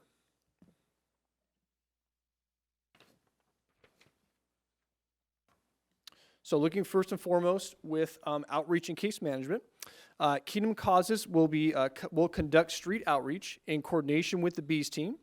Will provide ongoing case management for clients, connecting them with housing opportunities and navigating the LA County homeless system to support the client needs. The proposal calls for 2 dedicated staff members for a total of 40 hours per week. And Kingdom Causes will also support intake services into the New Hope Shelter for individuals who qualify to enter. Brian, just a clarification. Yes. When you said 2 dedicated staff, is it 40 hours per week each or total for both? That would be total for both. Okay. So it would be 4 So hours. About 20 hours each. You are correct. Yes. Okay. Yes. Thank you. Next item is the homeless task force meetings. Kingdom Causes will organize and facilitate monthly task force meetings, bringing local community, city, sheriff, Mercy House, and county stakeholders together to streamline services, address issues, and improve outcomes for clients. I wanted to highlight specifically on this one, Mr. Smoot, myself, and Travis, probably about a year and a half ago or so, as we know Travis has been gone for a while now, we organized a meeting very similar to this. And Mayor Santinez, I know you attended, I think, a Norwalk meeting, which is very similar to what this would look like. When we did our meeting about a year and a half ago, we brought all these partners together, and the takeaway was very positive, very positive. There were, I know Andrew was there as well at that meeting, and there were a lot of issues which, surprising to say, once you get people in the room, you start to break down some of these barriers that are encountered by the different service providers, where individually they may not say much, but you get everyone in a room, they start identifying what those problems are. So stemming from that, we saw the success with it, and in our conversation with Andrew and Kingdom Causes, we felt necessary to build this back up. Maybe not quite to the point that Norwalk has with their meetings, but some symbolism of what we can see on a monthly task force, bring those partners together to specifically support the needs of what our Bellflower populations are experiencing. So lastly, Kingdom Causes will build upon this success which I just outlined to continue aligning services and to overcome the obstacles which the industry is identifying. The third item, community mobilization and coordination. We here in Bellflower are very lucky. We're lucky in that we have a community that's very thoughtful and very caring, and that care oftentimes is directed towards our homeless populations. So we have a lot of different organizations, different churches, individual community members, and businesses who have offered assistance in various ways to our homeless populations. Kingdom Causes will be initiating an effort to engage with these entities, establish a line of communication, work on aligning resources, reduce the duplication of services, and ensure services which are offered are helpful and productive, all with the end goal of providing a path out of homelessness for our community. Specifically, this agreement, which is before the City Council tonight, represents an enhancement to the city's public safety and homeless response framework, and specifically supports strategic plan goals 1.7, which is to facilitate connections among community organizations, 1.9, to aggressively work to address homelessness in the city, and 2.7, improve collaboration and relationship with community service providers. So that brings us to our recommendation. It is recommended that the City Council approve agreement file number 572.3 with Kingdom of Causes Bellflower. This will be a 3-year agreement starting June 1st, 2026, ending on May 31st, 2029, with a not-to-exceed cost of $380,000, and approve the budget amendment for fiscal year 2006-2027 for the first year services, or discuss and take other action related to this item. So with that, that'll conclude my brief but thorough presentation, I hope, and myself and Andrew are both here to answer any questions. All right, thank you, Mr. McNerney, for your very detailed presentation. First of all, I want to commend our staff, especially the Beast team, Southwest Patrol, our Sheriff's Department, for the work you have done. And you're right, there's been a noticeable decrease in homelessness in the city. I know it's not perfect, there's still work to be done. That's why you're coming back here to make it almost close to perfect. My question to you is, from a practical perspective, how do you envision this to be working? So let me give you an example. Let's say someone sees an encampment along the Caltrans freeway.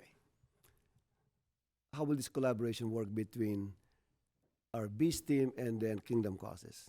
Yeah, so the idea that we've talked with Andrew with is the Beast team would be coming out after the fact. So the first primary contact would be Kingdom Causes and their staff. And then we would have our normal rounds that the Beast team would be making 5 days a week. And as we encounter individuals, we would A, refer them to Kingdom Causes, or then B, if we know we're going to have a large-scale cleanup somewhere, we would send Kingdom Causes out to the location ahead of time to start making those outreach efforts. Okay. So will this be similar to what the county did when we had the cleanup along the riverbed? It bears some similarities to it, Similarities, yes. okay, in terms of the approach. Yeah. Obviously, we want to build Kingdom Causes up to be as successful as possible. And based on our history of doing this, having them with us is not as productive as having them out there alone doing that work. There's a time and place for the Beast team to come through, and there's a time and place for Kingdom Causes to come through as well. So initially, they'll be making that first contact, and then we would also be making referrals as we find individuals, but ultimately both flowing in the same direction, but somewhat separate of each other, if that makes sense. Very good. And Mr. Mayor, if I might add to Yeah, that. go ahead. For the sake of a resident noticing an encampment, for instance, that phone call should come through Brian's team. Correct. And through the Beast team.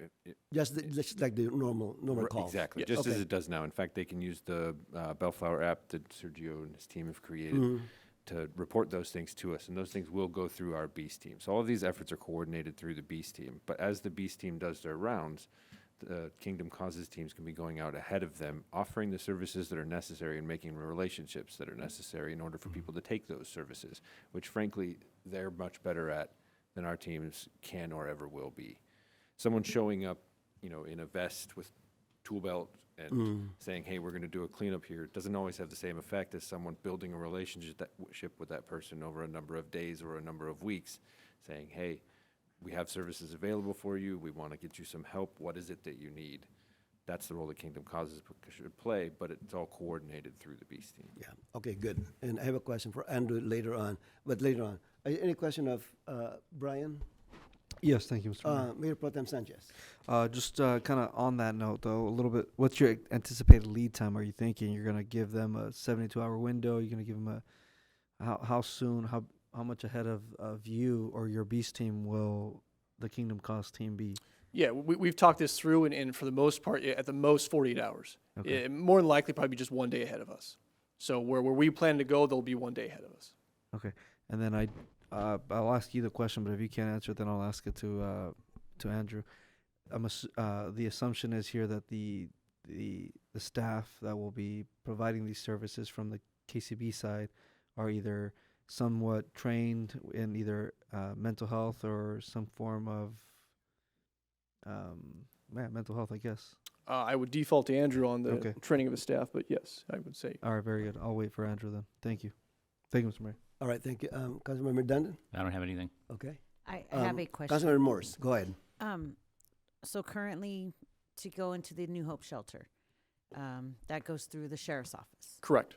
So would this now still stay with the sheriff's office, or will it go through? Can Kingdom Causes make that same delivery in a sense? Like if they start that relationship 24 hours before you guys show up, or will they be able to have that connection to New Hope? Yes, our intent is to somewhat transition some of the intake away from the substation, the deputies, to free them up, and to get Kingdom Causes and Andrew's staff involved in that process, to open that window to get them to be one of our referral agencies. So there shouldn't be too much buildup for that, but we should very quickly be able to take that on board.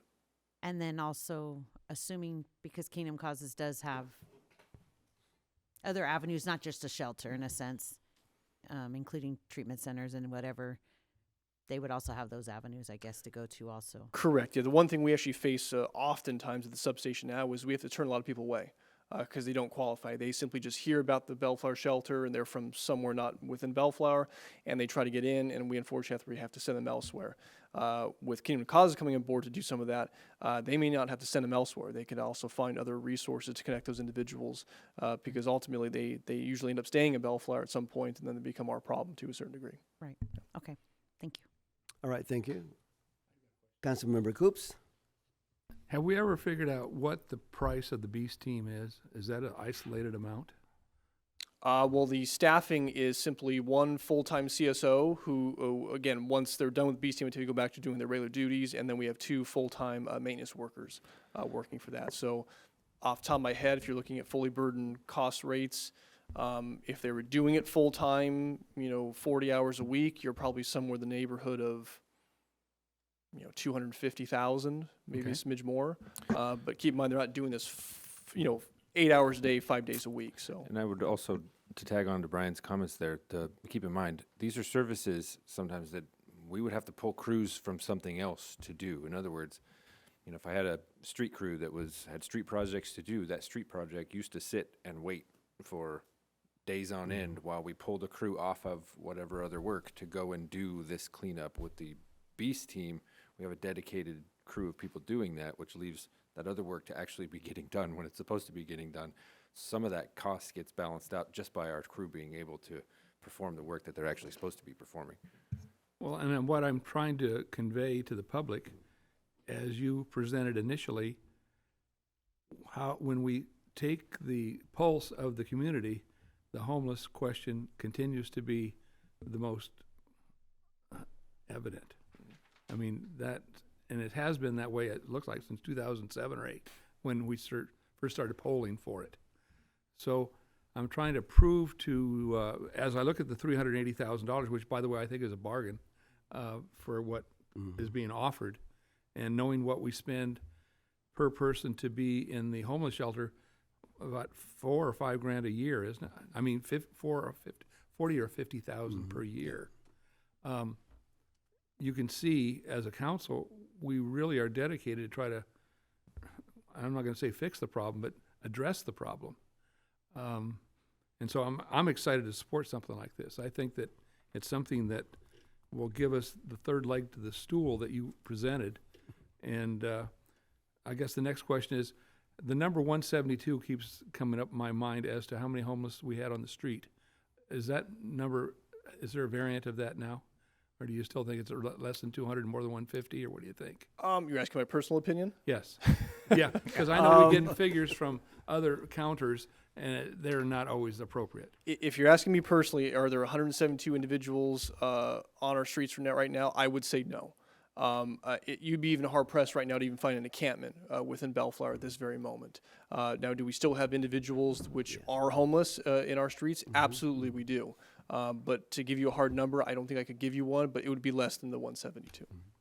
So do you think, and I'll ask Andrew this question, there are lack of a better term, hardcore homeless, where no matter what you demonstrate, no matter how appreciative or how appealing, I guess is the word, you make the chance for them to improve their lot, they will not accept it.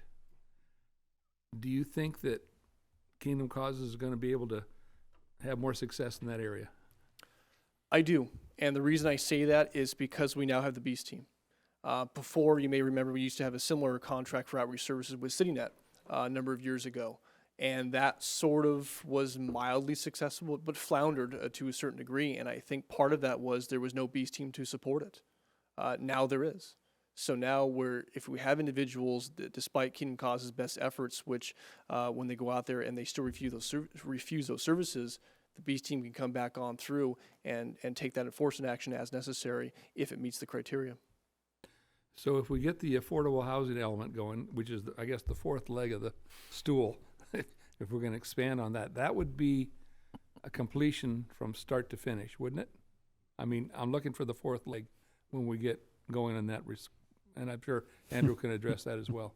Because what do you do? How do you help to a certain point, and then get them back into society where they're going to be able to function correctly? Yes. All right, that's all I have. All right, thank you, Councilmember Coops. I think, Brian, you have to build next time a four-legged stool. Okay. Next time there'll be a four-legged stool. Yeah, for you, okay, yes. that would be good. All right, any other question of Brian before I call in Andrew? Just a comment more so than anything, okay. not a question. All right, go ahead. There's been some increase over on Clark and Clark and Artesia, just FYI, behind the 7-Eleven and on Palm Park. Just food for thought. And Mr. Mayor, while Andrew's coming up, you may remember, Andrew? obviously, you might remember you were in Sacramento recently testifying regarding a state bill to directly get some funding to smaller agencies like us. Subsequent to that, we've had some conversations with Assemblymember Salache's office regarding funding for small communities, specifically small communities. The Assembly member has recognized that small communities like Bellflower are spending out of our general funds. This is a perfect example. The monies you spend on New Hope Shelter and the operations of New Hope Shelter on an annual basis and this type of work, these are general fund monies that you're spending out of your own pockets here in your community without, frankly, a lot of support from the state for these kinds of purposes. This is the perfect example for those kinds of things, and we, your staff, are carrying these forward to the Assembly member for that purpose and to the governor's office as well. And let's emphasize that a small city with a shelter. Okay, Andrew, I guess we have some burning questions sir. for you. So, if, let's say, the council approves this recommendation from staff tonight, and I'm sure that's going to take a couple of days for the agreement to be signed, do you have the staff to do it? We do. We have staff ready to go. I had actually two of my directors here. One had to leave because he's doing some work with homelessness, or actually right now in emergency. I have another one here. Javi's our director of homeless care. But we have a staff that has been working for years. We were actually the part of the first, when the New Hope Shelter came in, we were part of outreach and intake services. KCB was the first one to come on through PATH. And that got pulled. So we have a long-standing relationship with Mercy House and New Hope since its start. And so we have the staff that was here doing that. We have a staff that's been working with Mercy House for the last couple of years. They're just taking people to job fairs now going on. So we have the staff ready to go. We have Jason, who's our director of housing programs, who was here and he had to go on emergency. But he's got 15 years of experience in relationship building with the entities that we'd be using that Brian was talking about in regards to if we can't help here in Bellflower locally, they don't qualify for the shelter, we are able to resource them into other places. Yeah, so we're ready to go as soon as the contract is signed, if it is signed tonight. So what are the skill sets, training, experience that they have to be successful in doing the work that was spelled out by Brian? Yes, it's mental health services. You guys mentioned it's trauma-informed care. So it's the idea of we don't have anyone that's like qualified to say, hey, I'm going to diagnose and I'm going to treat you, but we have all of our staff is informed on how to see like, oh, there's an issue here more than you just need housing. There's an issue here that's a barrier to you more than what we have offered. So we have relationships with DMH and other organizations to where we can actually refer them out as needed, and we do that locally in our community center currently. We actually have we do monthly outreaches. Last Friday of the month, we've been doing that for over a year now just because we see the need of it. We don't have a grant or monies for it, just the staff has a heart to go out and try to help folks and get them into our community center. So we're already doing this work lightly. This was just enable us to amp it up and to really see fruit in this work. So, Okay, thank you. I'm very excited about this proposal. Yeah. Councilman Mayor Pro Tem Sanchez, I know you're Thank you. to ask the question. Thank you. No, he actually answered it through his speech. The evidence-based practices. Mm-hmm. That's going to be key to the work that they're going to be doing. And I think, to Mr. McNerney's point, law enforcement coming in is one thing. It's different. Coming after the fact is the enforcement aspect of it. But the relationships that it takes, the understanding of one's challenges and one's difficulties and traumatic events and so forth throughout, is the understanding of someone that's trained and specialized in that. And I think this is going to add that extra boost that we need to continue to see success, specifically with those that are chronically homeless. I think those that want help get help quickly. Those that don't obviously have other surrounding, I don't want to call them, I'll call them challenges, not Barriers, issues. yeah, for sure. And barriers, right? So, no, I'm looking forward to seeing you guys out there. So, and I know you're out there already, but I'm glad that we're empowering and enhancing this service. Thank you. All right, thank you. It's all about relationships. So I have a team that has been here. Javi's been on the streets in Bellflower for over 8 years. I'm director here, and he's got relationships. Funny enough, the Circle K picture you posted, I saw it in the original presentation. The owners there actually known Javi for years and call him to help. So he was kind of working behind the scenes secretly in that area to help those folks that are there needing needs to actually get them into the shelter or to get them help. And so we have the relationships with the city, with owners, with our homeless population, our neighbors that are there. And there is a demographic that's not going to get help willingly or easily. And I think that's where the Beast team comes in. So I'm excited because we can go out and say, hey, we have all this help. We hope you'll take it. We know it's helpful. But now we can say, hey, we have all this help. If you don't take it, you're going to have to leave tomorrow. The Beast team's coming. So would you like to take the help, right? And so you see it's the carrot and the stick. Exactly. And I think with the city, and I know you guys and gals, I know our city cares, and I'm proud to be a part of the city. I'm proud to be a part of a city like Ryan was saying, that we're spending our general funds to help those in need is this idea of we can then be the help that we want to have, and if not, we can still get them to where they need to go, whether they're willing to or not. Okay. Councilmember Coops? I've talked with Andrew about how the wonderful asset that we're fortunate to have in Kingdom Causes, and that your organization has been gutted by federal funds being eliminated. Yes, sir. And this is also, say, a lifeline to you guys. Yes, sir. I mean, we don't want to lose these people. And if we can have a win-win here where you're able to stay in business and we're able to get some successes with the homeless, it's no-brainer. And I just wanted to make that thought known too. I can't imagine Kingdom Causes packing it up and say, we can't do this anymore because we don't have the funds. But if we have the funds and we can allocate it correctly, and you can show us the success that we're, and we all know the bottom line here, it's not a mystery as to what we're looking for. Right. Yes. Yes. And we all want the same thing. We're all wanting the We all same want thing. the same thing. Yes, sir. And I find it interesting that many of the homeless in our community, and I think true of all communities, are local people that have been, for whatever reason, they're out of their home. A son or a daughter that got on drugs or lost all their money or their confidence or mental abilities, all the things that contribute to why they're on the street. But there are people, and we care for them. And I think that you recognize, it's an honor to be able, I love the fact that you can see the heart of this council and see that this is not an ordinary council. You wouldn't find this in every city. There would be several people wandering off say, no, we need to do something else, but not this. But we've got the momentum. Let's not, I look for this in 2 or 3 years. People are going to come back to Bellflower and say, they really had some successes over there. What did they do? Yes. And it's not easy to come here, but and we've worked on it a long time with some starts and stops. But I think we're turning the corner now with you being here. So that's my promotion. Okay. All right, thank you. Councilmember Dutton? I'm good. Okay. Councilmember Morse? Mostly, Andrew, I know you guys are so much more than just homeless outreach. So you are boots on the ground.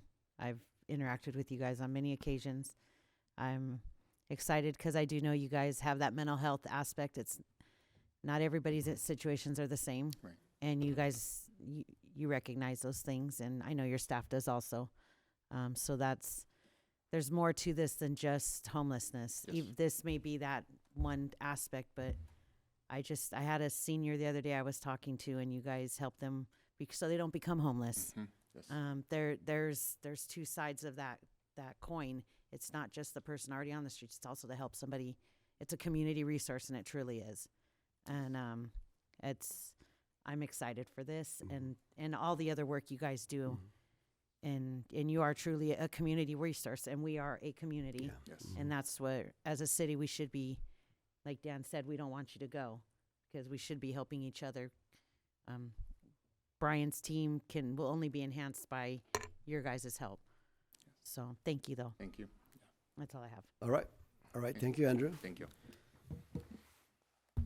Mr. Mayor, I'd Okay. like to make a motion to authorize the city manager to execute agreement file number 572.3 in a form approved by the city attorney with Kingdom Causes Bellflower to provide coordinated homeless outreach, case management, and community mobilization services to assist those experiencing homelessness, and approve a budget amendment to fund services for fiscal year 26-27. Second. And transfer The 20, And transfer. the 24,000? 53.5. There's a lot there. 53,500. Oh yeah, I said approved a budget amendment to fund services. Oh, okay. Yeah. All right. Very good. Okay. Motion by, is there a second? Yeah, by Mr. Seconded, Dunn. I did it. Oh, motion, sorry about it. Motion by Mayor Pro Tem Sanchez, seconded by Councilmember Danton to adopt staff recommendation. Roll call, please. Councilmember Dutton, Aye. Councilmember Coops, Aye. Councilmember Morse, Aye. Mayor Pro Tem Sanchez, Aye. Mayor Santenaz. Aye.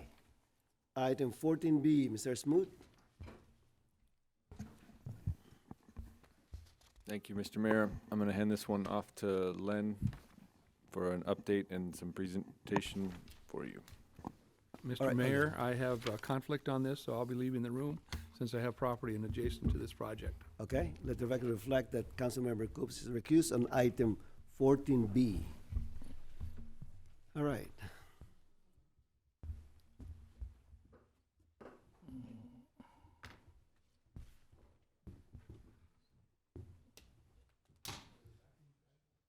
All right, Mr. Goregi, the floor is yours. Yes, good evening, Honorable.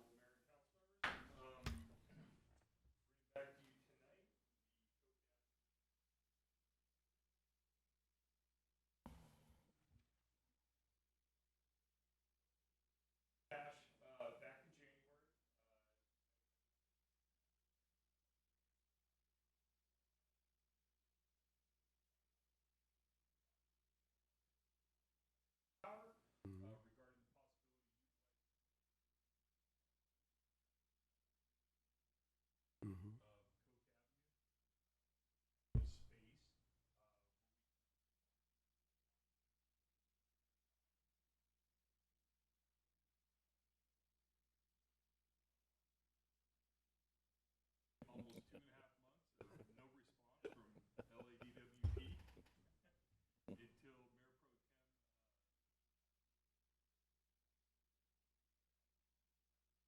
Tem. Oops, got a little work done for me behind the scenes, and we finally got that phone call. Unfortunately, the results of the phone call was not exactly what we were hoping and anticipating for. Just two items, two actually major items that they had associated with our request. The first one is they have a no build within 50-foot radius of their tower poles, and typically, like, no build for Edison means don't build a building under or near 50 feet of our telephone poles, but with LADWP, it's any construction, including flat work like sidewalk, curb and gutter. Secondly, and actually it was even more alarming, was according to the staff, even if we did submit something to them that would be considered for approval, the time frame was anywhere from 2.5 to 3 years from the time that we would submit the plan for review. It would review and get all the way to its final point of approval, which would be the LA City Council approving a lease agreement with us. So start to finish, moving the nursery, negotiating property costs for the easement or the dedication. Their staff was very frank with us and told us it was going to be 2.5 to 3 years. So that is my report back to you as to reaching out to LADWP. Well, which will not be allowed anyway on number one. They don't allow it in the first place, right? Yeah, correct. Okay, so it's a yeah. moot point. It's a mute point, Okay, yeah. But all right. I was like, really, many- 2.5 years? Yeah. Just How many get this feet away is the chain link fence to the? Excuse tower me? li- The high tension tower line, or the 50 feet. How is it? 50 feet?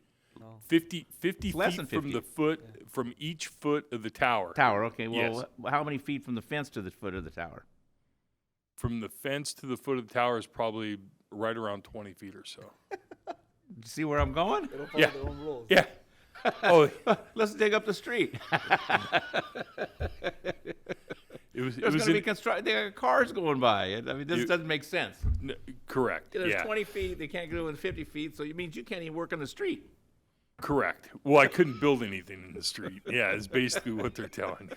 So, But you can work on the street, though. I mean, yeah. that's not there. So Put a sewer in, you couldn't do it. with that, makes we're sense. we're back to the original proposal.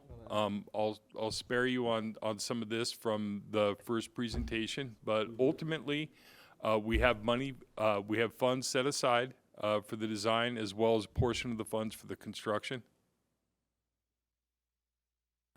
Okay, and they are in line with our strategic plans that we put out. So we essentially came up initially with Wildan 2 different design options. The first one is a typical street design. I'll go to it right here. Quick question. Was there any change from the previous presentation or same? No, it's the same. Okay, It's all the right. same two. It's the same 2 design options that were in front of you in All right. January. Thank We you. have the first option, which is to maintain 2-way traffic, build the sidewalk on the west side of the street there. What that essentially does for us, it really reduces the drive aisle to a 17-foot wide drive aisle, which is not necessarily unfamiliar for us here in Bellflower. Park, Cedar, and Ramona have very similar widths when you account for on-street parking on both sides. So it's something that's not out of the realm. And I think most of the neighbors that live there, they're used to driving it. You have to, if someone's coming the opposite way, you have to find a gap or a driveway apron, move out of the way, and let the other one pass by. The second option was to convert the street into a one-directional traffic flow only, and that would be going from north to south, starting at Artesia and heading all the way down to the intersection of Coke. This design actually gives us a little more flexibility in what we can do with not only the sidewalk per se, but we also have an opportunity to build what they refer to as pedestrian bulb outs, which is more of like an island effect that comes off the curb face. And really what that does is get the pedestrians more in the line of sight of vehicles as those vehicles are approaching each one of those intersections. And similar here, we would have the sidewalk, we have the bulb out lane width, we have the 17-foot drive aisle, which is now more than enough space for a car traveling in a single direction. And in both cases, we would maintain on-street parking on both sides of the street. South of Rose Street's a little more difficult. This is where we go south. I have nothing on either side of the street. And that will take some wrangling, but that's certainly doable in the design. And that will go down to where we tell into the city limit, which is right there where the curve starts to bend right there and connected into Long Beach's jurisdiction over there. So with that, recommendation is to approve one of the 2 design options for installation of the sidewalks on Coke Avenue, or alternatively, we can discuss and take other actions. More than happy to answer any Thank questions. you, Mr. Gurecki. Mayor Pro Tem Sanchez, you want to take a first stab on this? Yeah, thank you, Mr. Mayor. Yeah, I appreciate that. You know, I thank you, staff, for working with trying to find some solutions with LADWP. You know, my crazy idea right now would be to push for an eminent domain, but that would probably drag out for some time. We could take possession within 90 days, is what I heard.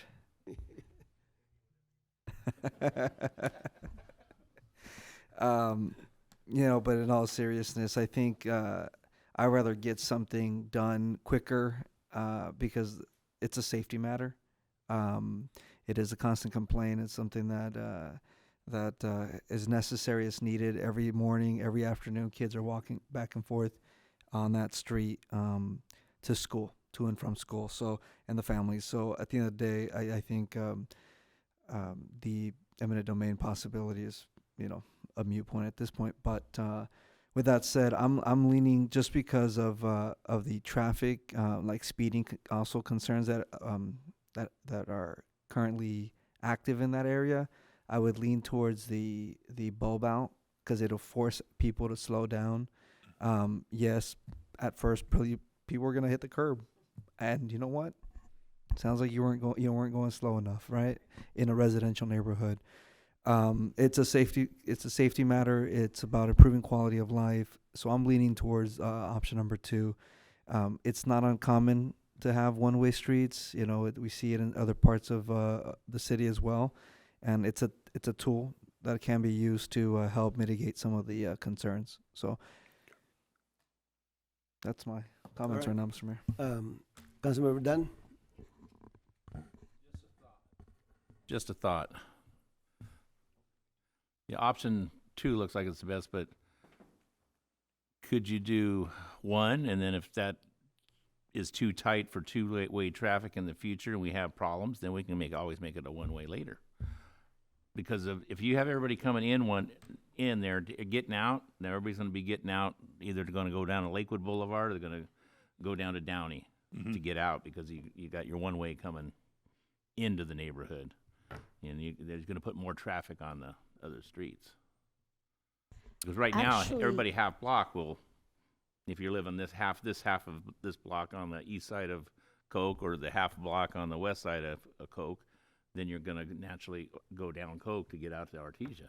Well, actually, I was just picturing all this in my head, and I may be wrong about this, but if you were going up Coke, like say you were coming off Ramona, you would actually most likely go over to Coke to Cedar anyways if you went that one way, because the light at Cedar and Lakewood now is there. So there's that new light. So the smarter idea would be to go up that one way and come up Cedar and then go out at that light to get across that 4-lane highway. Yeah.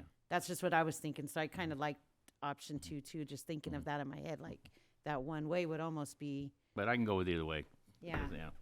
But I was just thinking that if that was one option, is do one, and then you can always do the one way later. Right. Yeah. I like the option number 2, but I'm just kind of concerned about if the street is one way, isn't there kind of more tendency for speeding? Because there's no oncoming car. I'm just kind of thought about it. That hasn't slowed me down. Because if there's a chance that there's oncoming car, it's very tight. I think psychologically you might think about speeding.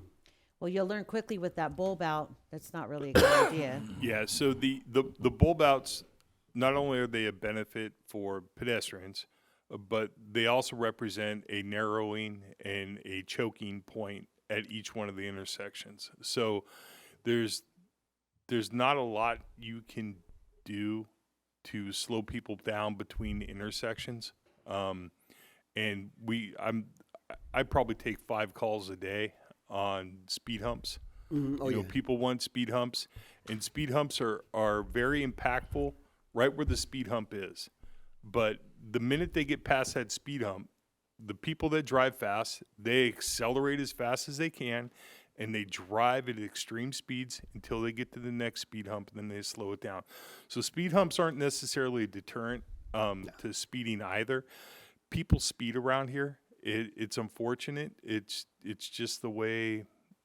It's the nature of drivers in this area. They like to drive really fast down small streets. Well, especially for high-profile vehicles. Yeah, I mean, they don't care. But along those same lines, with one-directional traffic, there's always more that we can do with RPMs, the reflective pieces that are on the streets, known as rumble strips.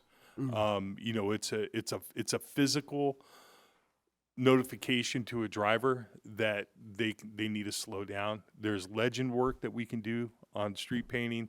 There's radar detection signs that we can do. We have a lot of different tools that we can put up there to notify the drivers and make them aware of their speed, that they're going too fast. And we certainly can implement all these as part of the design. But ultimately, you know, it's really hard to change driver behavior. So if the council approves one of these two concepts today, what is your kind of overall timeline? I'll call Wildan first thing in the morning and say we have a design, start designing. They'll probably take them, I'd say probably anywhere from 2 to 3 months to do the survey, do the survey work, do all the design. Once we have that completed, then we would put to an RFP and put it out to bid and get that going. Then there'll probably be a significant public notification that has to go on, especially if we're going to change the direction of the street and change that. We may want to look at doing a community outreach meeting, making everybody aware of it. We have a process we have to go through to make emergency response aware of anytime you're cul-de-sacking or changing the direction of the street, you have to notify the fire, the sheriffs, and all the emergency response teams so they understand that there's a new traffic pattern there as well. So you're looking about a couple of years. Oh, no. Well, Mayor, you know I don't like to give you timelines, but I will guarantee you it will not be a couple of years. About a year? No. 8 months. 27. 27? Yeah. Yep. So It's June. So I was close. 2 years. I mean, it's about 2 years. No, 27. I know, it's about 2 years. That's more than 1.5 years. No. You rounded up 2 years. Keep in mind. Okay.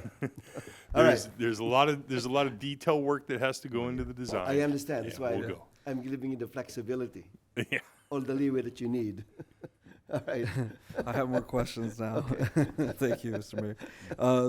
Couple questions. The sidewalk towards the end, as you're getting to the City of Long Beach jurisdiction, are they going to connect, or will there be? Well, we can only work to our city limit. Yeah. I don't know if I don't know where Long Beach's sidewalks actually end, if it's before the power lines or if it's after. We'll certainly do everything we can to reach out to Long Beach and see if they'll allow us to connect the sidewalks. That only makes natural sense. We would try to connect those. Great, thank you. And then can you go back to the layout number 2, please? Would it be possible? So I think we talked about a concept that is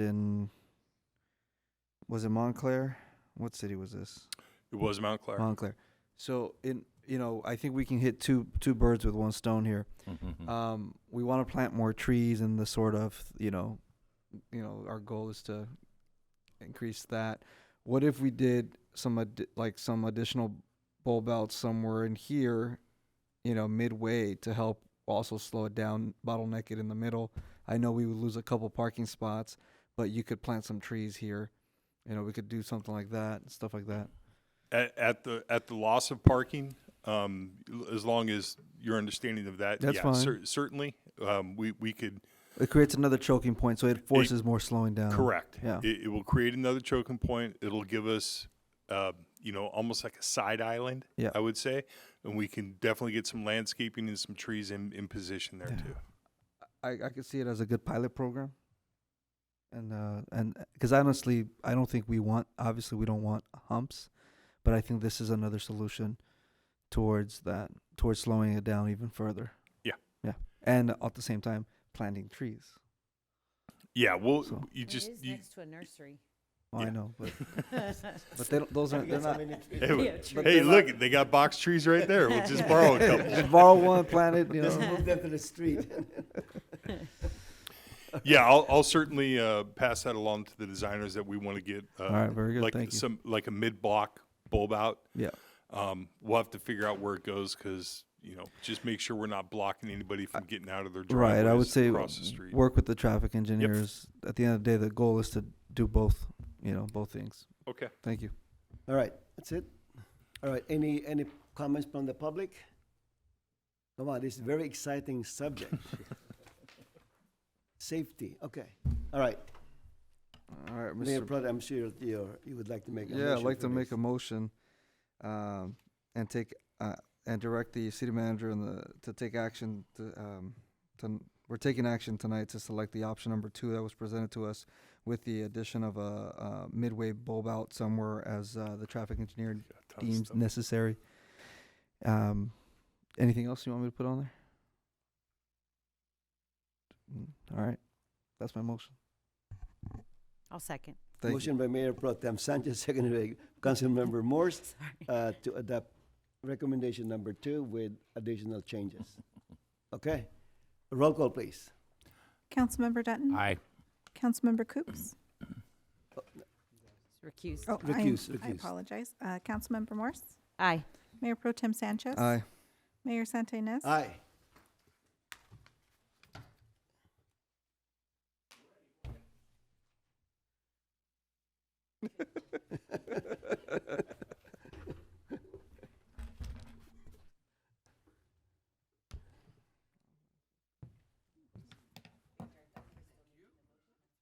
Oh, no, you're good.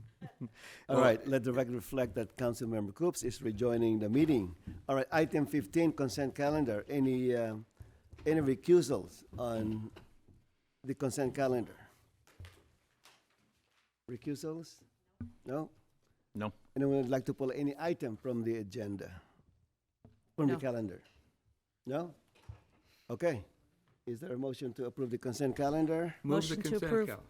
Motion by Councilmember Coop, seconded by Councilmember Morse to approve the consent calendar. Roll call, please. Councilmember Dutton? Aye. Councilmember Coops? Aye. Councilmember Morse? Aye. Mayor Pro Tem Sanchez? Aye. Mayor Santa Ynez? Aye. Item 16, council reports. Councilmember Dutton. Nothing tonight, Mayor. Okay. Councilmember Coops. Got a question for Mr. Gurecki. You can stay right there. You know, we receive so many positive reinforcement whenever you repave one of our major thoroughfares. Last one, Alondra, you know, wonderful project, you know, from Bellflower Boulevard all the way to the city limits, I guess, isn't it? To the west city limit, yes. Yes. And then previous to that, we did from Bellflower Boulevard past my store on Alondra, another great project. Now, correct me if I'm wrong, wasn't there an ordinance of some sort that said once you've paved a street like that, you have to wait several years before you start digging it up? Yeah, the moratorium's 3 to 5 years, depending on the street. So it breaks my heart when they're tearing up Alondra. You know Well, what I'm saying? You can thank the COG for that one. Really? Yeah, it's the COG's fiber optic project. Thank you. Ouch. Yeah, that's the COG's fiber optic project. Oh, it's a hurry up, isn't it? Well, Yes, it is. But I mean, we've got all these little potholes about 5 feet apart. We got to get it all done by like December or something. Well, They're coming up Bellflower Boulevard right now too. but you know, Yeah, but those streets they've never looked so good. You've got It's- all new aprons, all new walkway for the handicap. All the trees are looking good. All the utilities are underground. For you those that don't know, this is fiber optic cable getting delivered to every city hall in the COG's jurisdiction. Redundancy, 2 lines in, 2 lines out. And it's a big project, and it's all. Well, thank you for the clarification, Yeah. as the mayor would say. And, And it's free. But, And it's but it's free. hard to defend all these holes. Yeah. But the caveat is it's got to get done by December 1st or something like that. But you guys have noticed what I've got. Yeah, oh, yeah. I'd say it was so good. you know. Yeah, it made no sense. Right, but anyway, the public can hear. Every city is going through something that I didn't know that was happening. Jeez. That's all I have. Thank No, you. no, Kyle. you have something else. What else? Oh yeah, I forgot it. Thanks for reminding me. I got so excited about it. About the pavement. So, past mayor, 5-time mayor, Randy Baumgart's mother passed away, and her name is Greta Baumgars, and Greta has lived in town a long time. So, Mr. Dutton and I attended the funeral services last Monday, and I'll give you a little bio on what Greta's about. Greta was born October 12, 1929 in Hull, Iowa, and passed away on April 25th, 2026 at the age of 96. The fifth of 9 children, Greta grew up working on the family farm back in Iowa. She married her beloved husband, Nick Bumgars, in 1949, and together they left Iowa for California, and they raised their 4 children, Norm, Nancy, Susan, and the former mayor of Bellflower, Randy Bumgars, here in Bellflower. Eventually, they settled here in Bellflower, living in Artesia, in Hollydale, and Southgate. Greta spent more than 40 years caring for and nurturing over 300 children, becoming a second mother and a grandmother figure to many. And I can attest to that because my kids were part of that 300. She's known for opening her heart and home to others, providing meals, beds, and loving care to young adults, anyone in need, faithfully living out her belief that it's better to give than to receive. Greta was a devoted member of the Rosewood Christian Reformed Church for 73 years, served in her church community through funeral meals, children's programs, countless acts of hospitality, and later volunteered later at the Affordable Treasures on Bellflower Boulevard. Greta is survived by her children, Randy, who's married to Jenny, Nancy's married to Ed, Sue, Minima, and daughter-in-law Lorna, whose husband is deceased. That was Norm. 13 grandchildren, 29 great-grandchildren, and 1 great-great-grandchildren. She's preceded in death by her loving husband, Nick, her son, Norm, 2 granddaughters, 7 brothers, and 1 sister. Greta's kindness, unwavering faith, and legacy of love and service and hospitality will be remembered for generations to come, and our sympathies and heartfelt condolences go out to the entire Bumgars family. Greta was a very special person, a great asset to our community, to her family, to her church, to Affordable Treasures. She just did it right. And the pastor mentioned that we all have different roles to play, and Greta might not be the one to teach Sunday school, but she's the one making sure that everyone got fed at a funeral service. I mean, that she was always working behind the scenes and did a great job of it. I visited Randy as he is still incapacitated currently and looking for some work on his brain at Artesia Christian Home, and his mother was very close to him. So he was be able to spend a lot of time with his mother in her waning time. But I'd like to dedicate and adjourn our meeting tonight in memory of Greta Bumgars. Okay, thank you, Councilmember Coops. Councilmember Morse. I have nothing. Okay, Mayor Pro Tem Sanchez. Just want to say congratulations to the Bellflower High School and Middle School for celebrating 75 years. It was a good event. Councilmember Coops attended and represented. How about that class where all the airplanes are being taught to fly? Did you go to see that room? They've No. got flight simulators that they're wow. teaching kids to fly. I missed that part. And when they graduate from that, they have the ability to get a license as a drone operator. Oh, that's pretty neat. Yeah. That's pretty cool. Thank you. That was it. Thank you, Mr. Mayor. Okay, thank you. I just want, real quick, I just want to commend staff, Public Works, especially Parks and Recreation Department. The last 2 weeks were very busy. I just want to kind of make mention of the grand opening of the Bark Spot on May 1st. And then the following day, we had the Art Festival. There were about 60 participants. Council members were there. And then on May 7th, we have the National Day of Prayer, hosted by the Bellflower Ministerial Association. And finally, on the same day in the afternoon, we recognized 2 individuals, the Volunteer of the Year and the Student Volunteer of the Year. So congratulations to all. And again, thank you, staff, for wonderful, especially the last 2 weeks have been very busy, very meaningful, and very productive work. Okay, so with that, we are adjourning this meeting in memory of Greta Bumgars to the next regular meeting of the Bellflower City Council at 5:30 p.m. on Tuesday, May 26, 2026. This meeting is now adjourned.